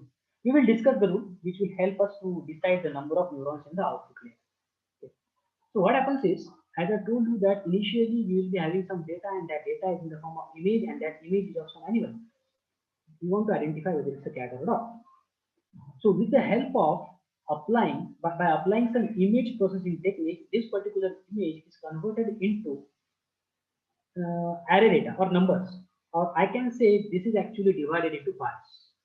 So actually we do not divide the image into two parts, but we apply some mechanism so that we will get the data from that image in the form of a numbers, or I can say in numerical format in the form of arrays. So from this image, data is going to go here and data is going to go here. As I told you, just imagine that we are just trying to divide it into two parts. So I can say this is the first part of the image I1 and this is the second part of the image I2. Let's suppose. But in reality, it's not a division. Okay, do not make confusion. So this is actually, it is going to be array data. So by applying some image processing technique, right, here on this image, we are converting that particular image into array data, and we are just trying to divide it into two parts like this, I1 and I2. Let's suppose. Okay. Now, and see one more point. What happens in our in human brain also, whenever we talk about neurons, all neurons are internally connected. That means this neuron will be connected to this neuron, and to this neuron also. On the similar hands, this neuron is also connected to this neuron, and this neuron also, because they are internally connected. And same is the case for this one, hidden there and outer there. So they are also internally connected. Always remember, all neurons are internally connected. Okay, try to understand that. Now, what we will do, as we got the array data here. Now the question is, as we got the array data, so obviously our data is in I1 and I2, right? Now the question is, as we have a data here, what will be the output of this neuron? What will be the output of this neuron? What will be the output of this neuron? In hidden there, right? So for that, what we are going to do is, we are going to make use of some formula, or I can say some mathematical equation, right? So to get the output for this neuron, and this neuron, the formula goes like this. I will write down the formula or mathematical equation. So here is the mathematics involved in ANA. Formula or mathematical equation, I can say, for ANA. Formula for ANA. It can be written like this. So it goes like this: summation of some variable r equal to 0 to n. I will explain what is this. I into, this is a multiplication sign, okay, product, into something wi plus something called as bias. I'm not expecting anything from you people that you know bias and all those things, as I will be explaining you this all these things from the basic. Okay. So to answer the question that what will be the output of this neuron or this neuron or this neuron, once you get the data in I1 and I2 in the form of array or array data. So we use this particular mathematical notation. Let me tell you what is this. What is this I? This is nothing but input. Okay, this input. I1, I2, and so on. Whatever we are able to see here. Right? This one and this one. So I is nothing but input. What is this Wi? This Wi is going to be weight. Many of you might be knowing this. But my question is, what is weight? What do you mean by that? That I will try to clear it. Okay, clear it here. So first of all, understand what type of value input we can understand. As input, we are already having a data. You will be getting some data for input. But what is Wi? We do not have weights. So what's going to happen is, initially, this weight is going to be any random value that we have assigned to neurons. What's going to happen is, we are going to assign some random value to all these neurons initially. Try to understand. Initially, those W1, W2, W3, W4, and so on, Wn is going to be a random value initially, because we don't have any idea about the weight. Right? Now the question is, what is weight? So weight is like a priority, I can say, or the importance. For example, let me give a simple example to understand what is weight. For example, there are three friends. There are your three friends. First one is A, second one is B, and third one is C. Now all of them, they are hosting a party on some day, on same day, I can say, on the same day, on same time. For example, all of them, A, B, as well as C, all of them, they are hosting a party on the same day in the evening at same time, but separately. Now, here you will see to make a decision that whose party you should attend, you will first of all check that who is closer. Either A is closer, or B is closer to you, or C is closer to you, or best friend, your best friend. Let's say B is your best friend. That means what? That means you will attend B's party. That means you will assign more weight to friend B. Exactly the same thing here. That is nothing but the weight. That is nothing but the priority. So it's having higher priority, right? So whatever the neuron which is having higher priority, that neuron will be having higher weight, or vice versa, I can say. Whatever the neuron which is having higher weight, that means that neuron will be having higher priority. I hope this particular concept is clear. That is nothing but weight. Okay. But one important point, you remember that initially weight is going to be random. Randomly we are going to assign it. How? You might have learned the NumPy package, np.random.rand, np.random.rand, and np.random.rand int. These are the methods which are available in case of Python, in case of NumPy package, which will help you to generate random values. Right? So that is about input and that is about weight. Now we will discuss bias later on. Right now you remember that bias is something like error. Just understand it as an error for some time. For time being, just understand this as an error. I will explain you what is bias and why it is necessary. I will try to talk about that. Okay. So as I was talking about II and WI told you that it is nothing but weight. Okay.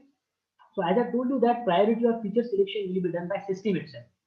In case of deep learning, priority or system, right? Priority or feature. So I already told you the difference between machine learning and deep learning. The basic difference is that in case of machine learning, there is a human intervention.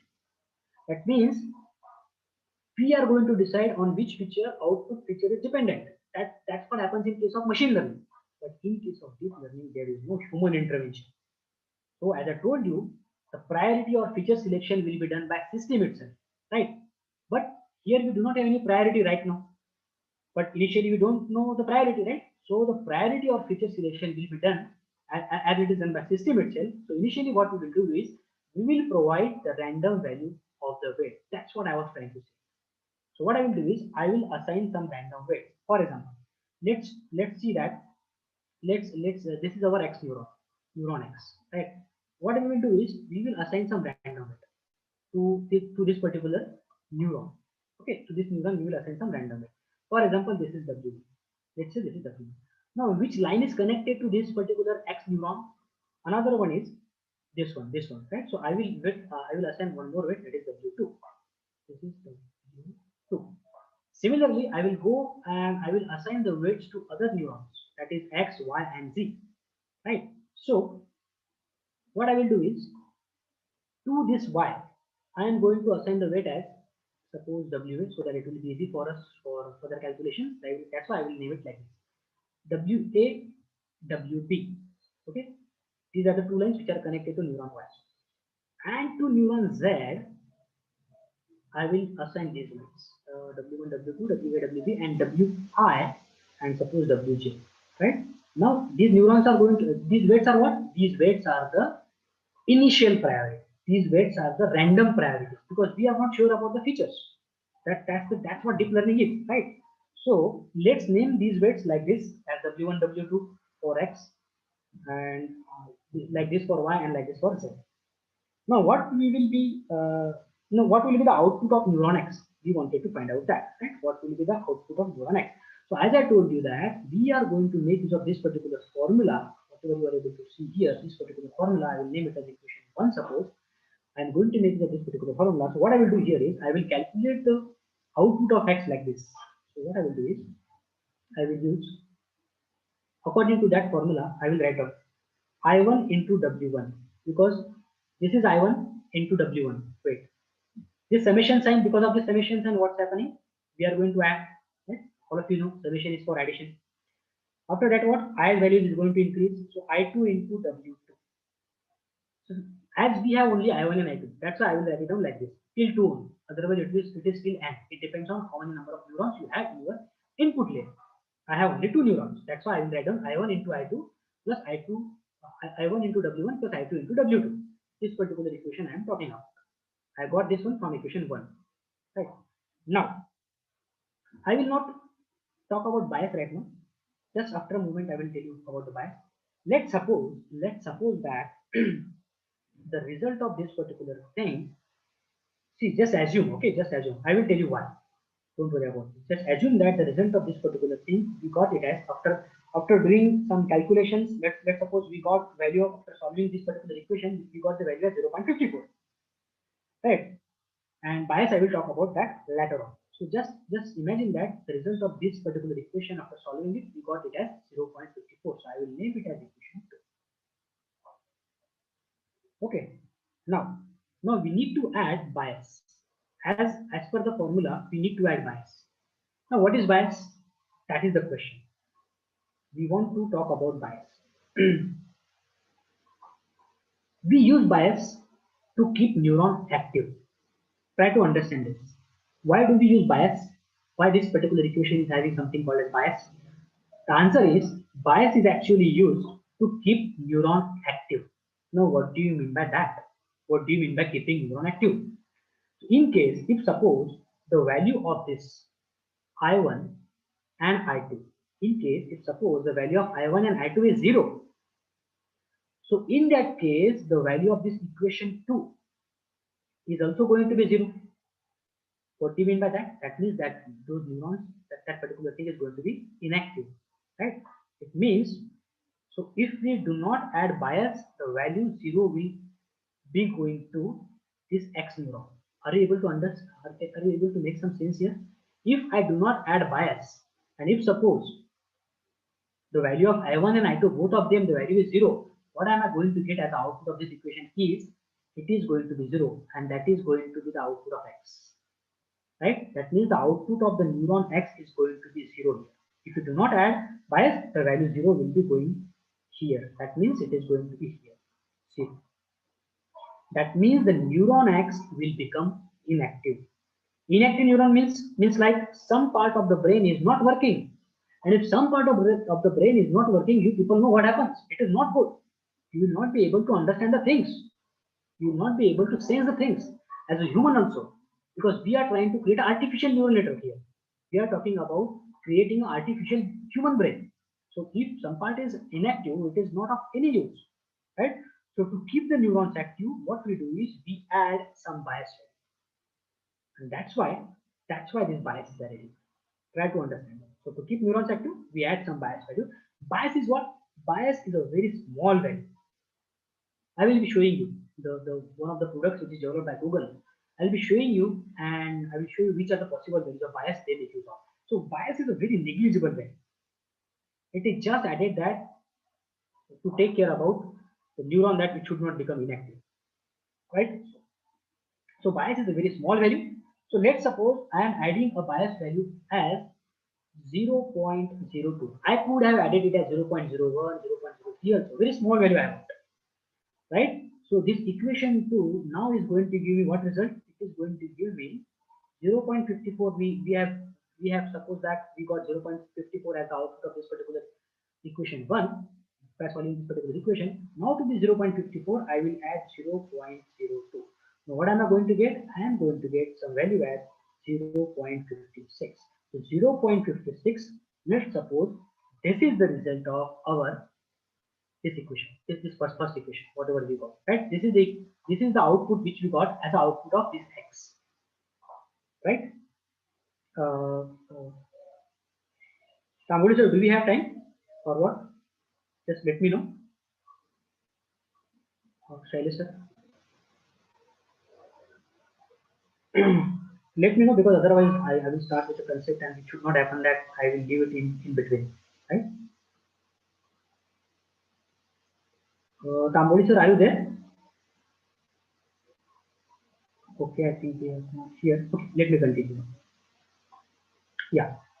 So see, what will happen as we got the value as 0.56 here.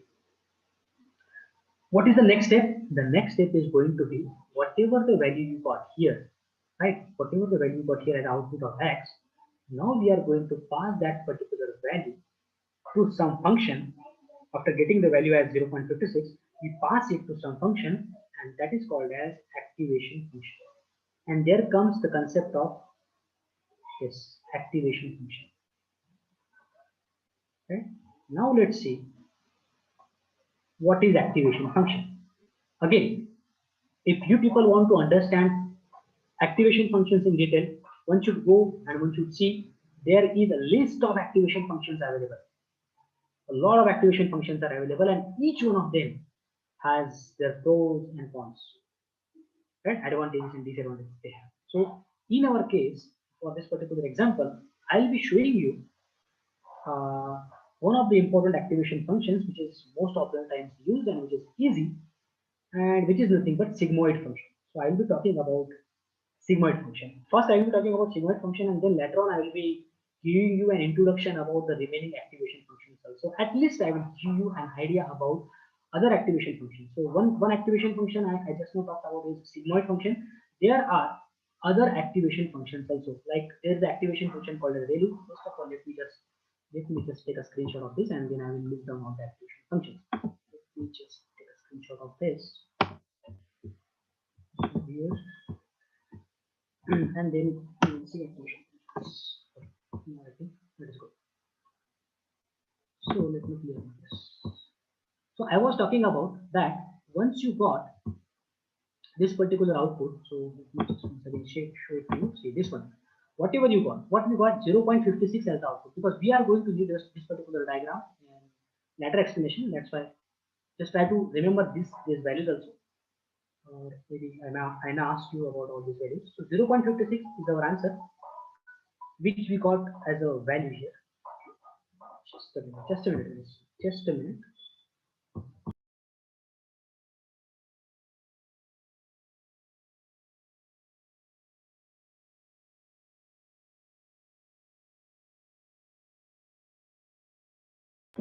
Okay, sorry for that. So see, whatever the value we got as activation, whatever the value we got as output here, we are going to pass it to activation function. Now let me just list down some activation functions. Here. Let me clear this. So as I am talking about activation functions, right, so this is another topic which we will try to see here. What is this? So first activation function many of you might have heard about is sigmoid. I will show you how it looks like. Sigmoid activation function. See, knowing activation functions is really very important. Those people who are working for their PhD projects, also those people who are working in industry, or maybe those who are students, maybe those people who want to actually go and switch into deep learning or machine learning. This thing is really very important. And I have seen many people are actually not aware of these things. They actually ignore it as a theory, but yes, it's important because that's what the main thing in case of deep learning, neural network, artificial neural network, and all those things, right? So there is something called as a sigmoid function. Then there is something called as hypertangent function, which we call it as tanh. Then there is something called as a ReLU. ReLU is something which we can make use of, and there are a lot of other functions which we will talk about. Let me just first of all finish with this particular problem statement itself. Okay, so we will see what are the other activation functions and what are the advantages of all those activation functions, right? So we will try to talk about all those things. So ReLU is actually again divided into other types. So as I told you, there are a lot of other activation functions, like you will see something called as leaky ReLU is also there. There is something which is called as ELU, that is the thing, but exponential linear unit, right? This is also one of the activation functions which is available, and one of the most important activation function is called as softmax activation function. This is also something which is very important, right? And as I told you that this ReLU is divided into different types. So there is one version, one flavor of ReLU which is called as PReLU, which is called as programmatic ReLU, right? So, and yeah, the list actually goes on. There is something called as Swiss. There is something called as ninth one is something called as max out function, right? So if you people know all these things, at least the names, and few of them if you know them in detail, it's really very handy, right? There's one more that is called a softness. So this list actually goes on, right? We will discuss. We will try to. I will try to introduce you to this particular activation functions as and when depending on our time. Okay. So in this session, I will be making use of sigmoid function. Right. So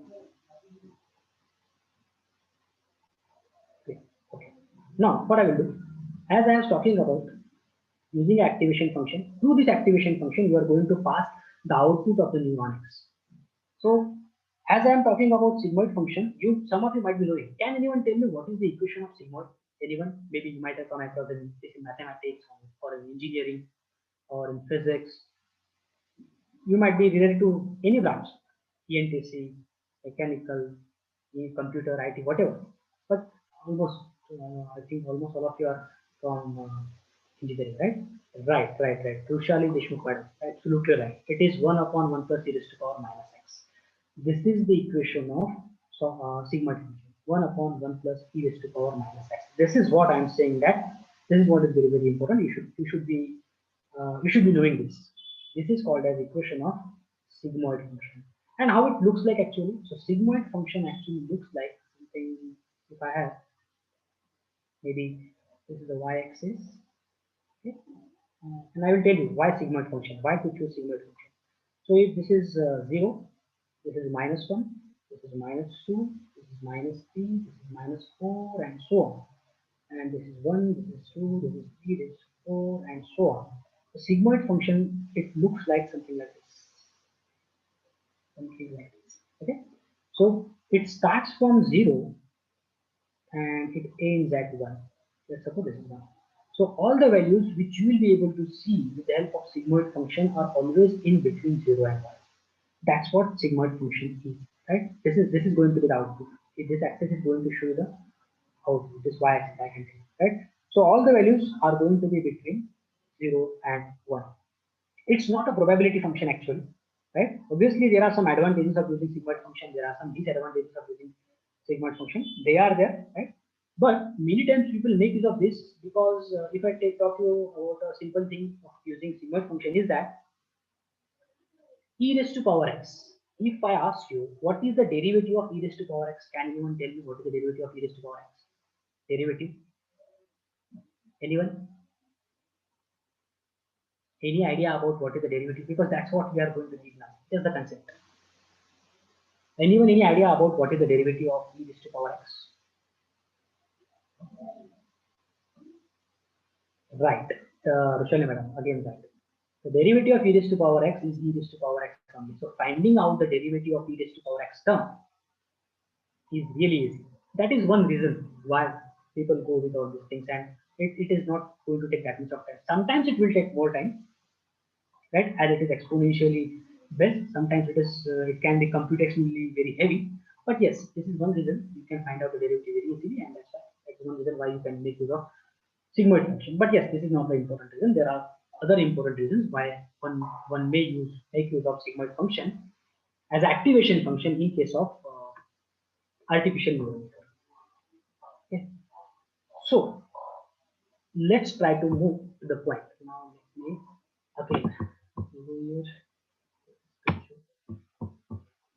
let me clear everything and let me go to the point. So see, this is the function. Okay, remember the equation of sigmoid function. Those who do not know, it is 1 upon 1 plus e raised to power minus x.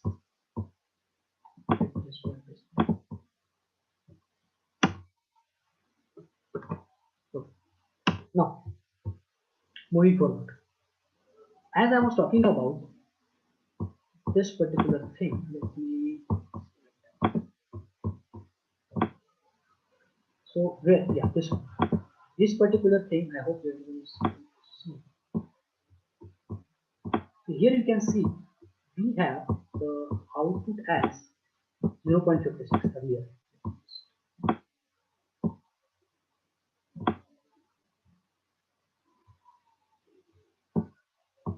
Now see what we got here.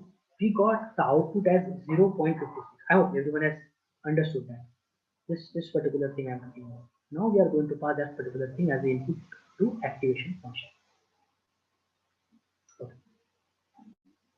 Now, so in short, as I told you, as I shown you different activation functions. So if you ask me what is activation function, so in short what I can tell you is activation function is just like a mathematical equation. What it does, it brings your output near to zero.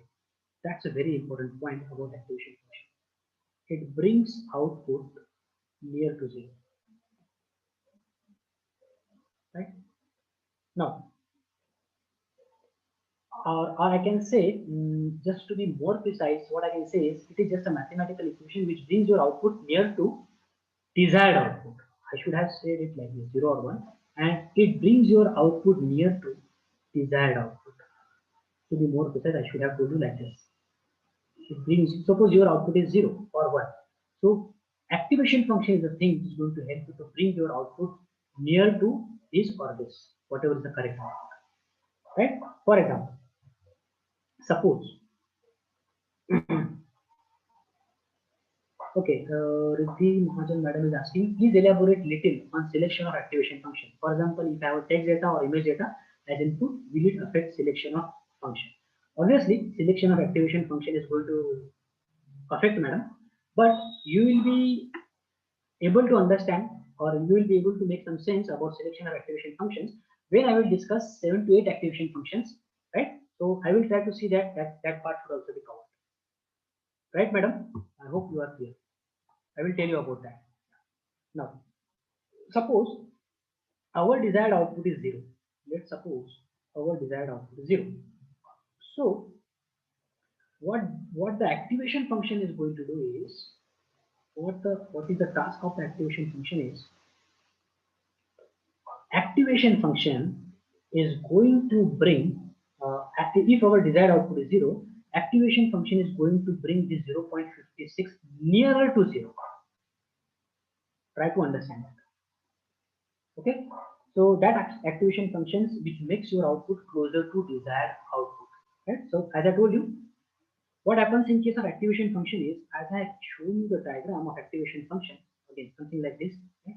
We have taken it like this, something like this. Suppose this is the activation function and this is what is 1, this is what is 0. Always remember, in activation function we always have something called as threshold limit or threshold, right? So the threshold in case of activation function is 0.5. Let me tell you how it actually works. So as I told you, suppose our desired output is 0 and so this activation function is going to bring 0.56 back for our result to this particular value. That is desired output. In our case, desired output is 0 or 1. Right? Either it is 0 or 1. Now, in our case, 0 means what? So I told you, we have sorry, I told you that 0 means cat and 1 means dog. Okay, that's what we have actually supposed. We have imagined that 0 cat and 1 dog. That image processing technique has converted our image into 0 and 1, then 0 means cat and 1 means dog. So in this case, if suppose I am using sigmoid function as my activation function, right? Now what is sigmoid we have seen. So what happens in case of sigmoid function is, as it starts from 0 and it ends at 1, so the value of the sigmoid is in between 0 to 1. That's what I talked about, right? So here we take threshold value as 0.5. Now what is the role of the threshold value? Suppose if our received output, see what I'm talking about is, if our received output from the model is greater than 0.5, then we will make this output as 1. If the received output by the model is greater than 0.5, we will take the final output as 1. And if the received output of the model which you created or which we are going to create, if it is less than 0.5, then we will take the final output as 0. Right? So this is nothing but dog and this is nothing but cat. See, when implementing, you should be able to understand all these things. This is the same thing which I am going to follow in implementation also. Right? So if received output is less than 0.5, then the final output is going to be 0. So here we decide the output according to threshold value. We decide the output according to threshold value. And our threshold value is 0.5. So in our case, we got the output as what? We got the output as 0.56. If you people remember, in previous slides I shown you, right? We got the output as 0.56. So what will be our final output? The final output will be what? 0.5 is actually greater, 0.56 is actually greater than 0.5. That means what will be our final output? Our final output will be 1. That means the output we are getting for that X neuron will be what? It will be 1. That means it will be dog, right? So finally, what we got here is, I hope everyone has understood about this concept, threshold limit. So finally, as 0.56 is greater than 0.5, that means the output for X, we got it as 1. So I will go and I will clear the things and I will go to that particular document and I will show the same diagram here. So now you can see here, in this case, let me do this into just a minute. You should be able to see it with greater font. Okay.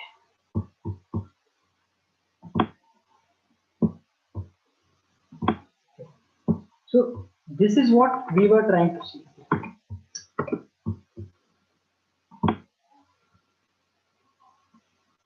Okay, this is what we were trying to see earlier, right? So here what has happened? The output of X as it is greater than 0.5. So the output what we got here is, the output we got here is as 1. I will just try to use another color. So the output here is 1. Right? What we have done? We just use this particular formula. So similarly, same steps will be repeated for other neurons like Y and Z neurons. And let's suppose that following the same steps, we got the final output for Y as 0 and the final output for Z as again as 0. Right? So let's suppose for Y and Z, we got output as 0. Not exactly it will be 0, it will be 0 point something, but as we are using threshold, right? So we will use bias also, right? We are going to add bias. That's why it will be 0 point something. And as it is 0 point something, that means either it will be less or greater than 0.5. So near to 0 or 1, I can say.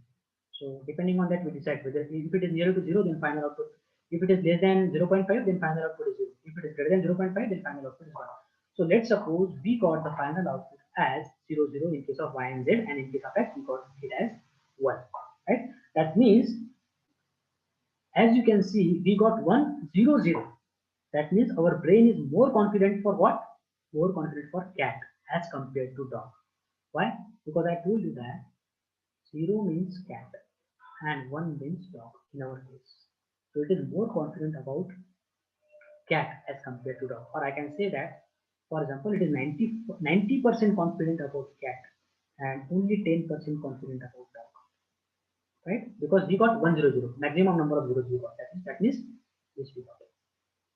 The same process, whatever we have seen till now, exactly the same process will be applied to the next layer, and that is output layer. So the same process is going to be applied to output layer. Whatever we applied in case of this one, same process is going to be applied to output layer. Right? Now suppose, so what output layer is going to give us? Output layer, this particular thing is going to give us predicted output according to the model. Right? This is going to give us predicted output according to our model. So either it will be 0 or 1, cat or dog. Either it will be 0 or 1. Right? Now suppose in the input, initially it was dog. Let's suppose we have been provided with the image of a dog, or we provided the image of a dog to our model as an input. Now in this case, but the output we got is cat, right? We provided dog and we got the output as cat, right? That means we got a wrong output. So in that case, what we will do is, there are two processes that are going to be involved in this case, and those two processes are going to be what? That is called as back propagation. One method is called as a back propagation. So I will just try to write down their names here. One important method which is going to be there, or technique in case of deep learning, that is called as back propagation, and another one is called as gradient descent optimization. I will again repeat. If you people get all these things, it will be easy for you to understand the implementation also. That will not take that much of time. So back propagation and gradient descent optimization. These are the two techniques which we want to actually discuss in the current session. Right? I hope Shailesh sir, are you there? Tamboli sir or Shailesh sir, are you people there? Yes, sir. Yes, yes. We are here, sir. So what should I do, sir? Whether I should wait for Sir, it's better to stop now because timing was up till 11:30 11:30? only. We can better start in the next session Yeah, no with your problem. permission, sir. Yeah, no problem. That's why I pinged you at 11:30. I thought you people might be having some planning. There was no one. No, no worries, Yes, sir. sir. Because see, hereafter I can start with a fresh topic so that it will make some sense for the participants also, right? So what I will do is these 2 points and the implementation of all the things whatever I talked about in case of in agenda, I'll be showing you all those things with the implementation in the second session. Okay, Clear? sir.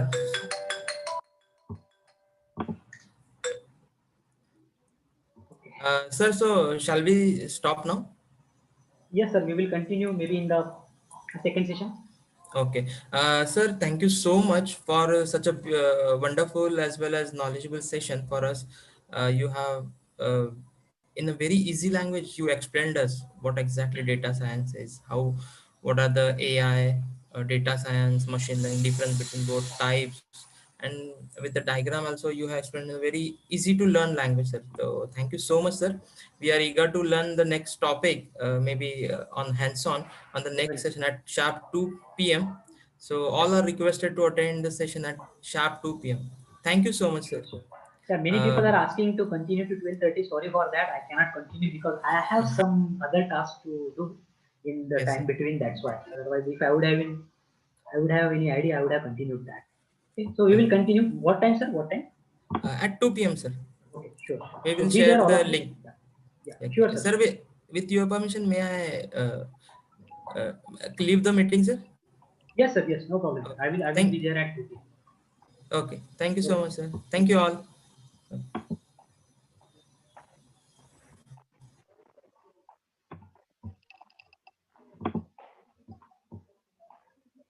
Hello तांबुल sir end करो क्या meeting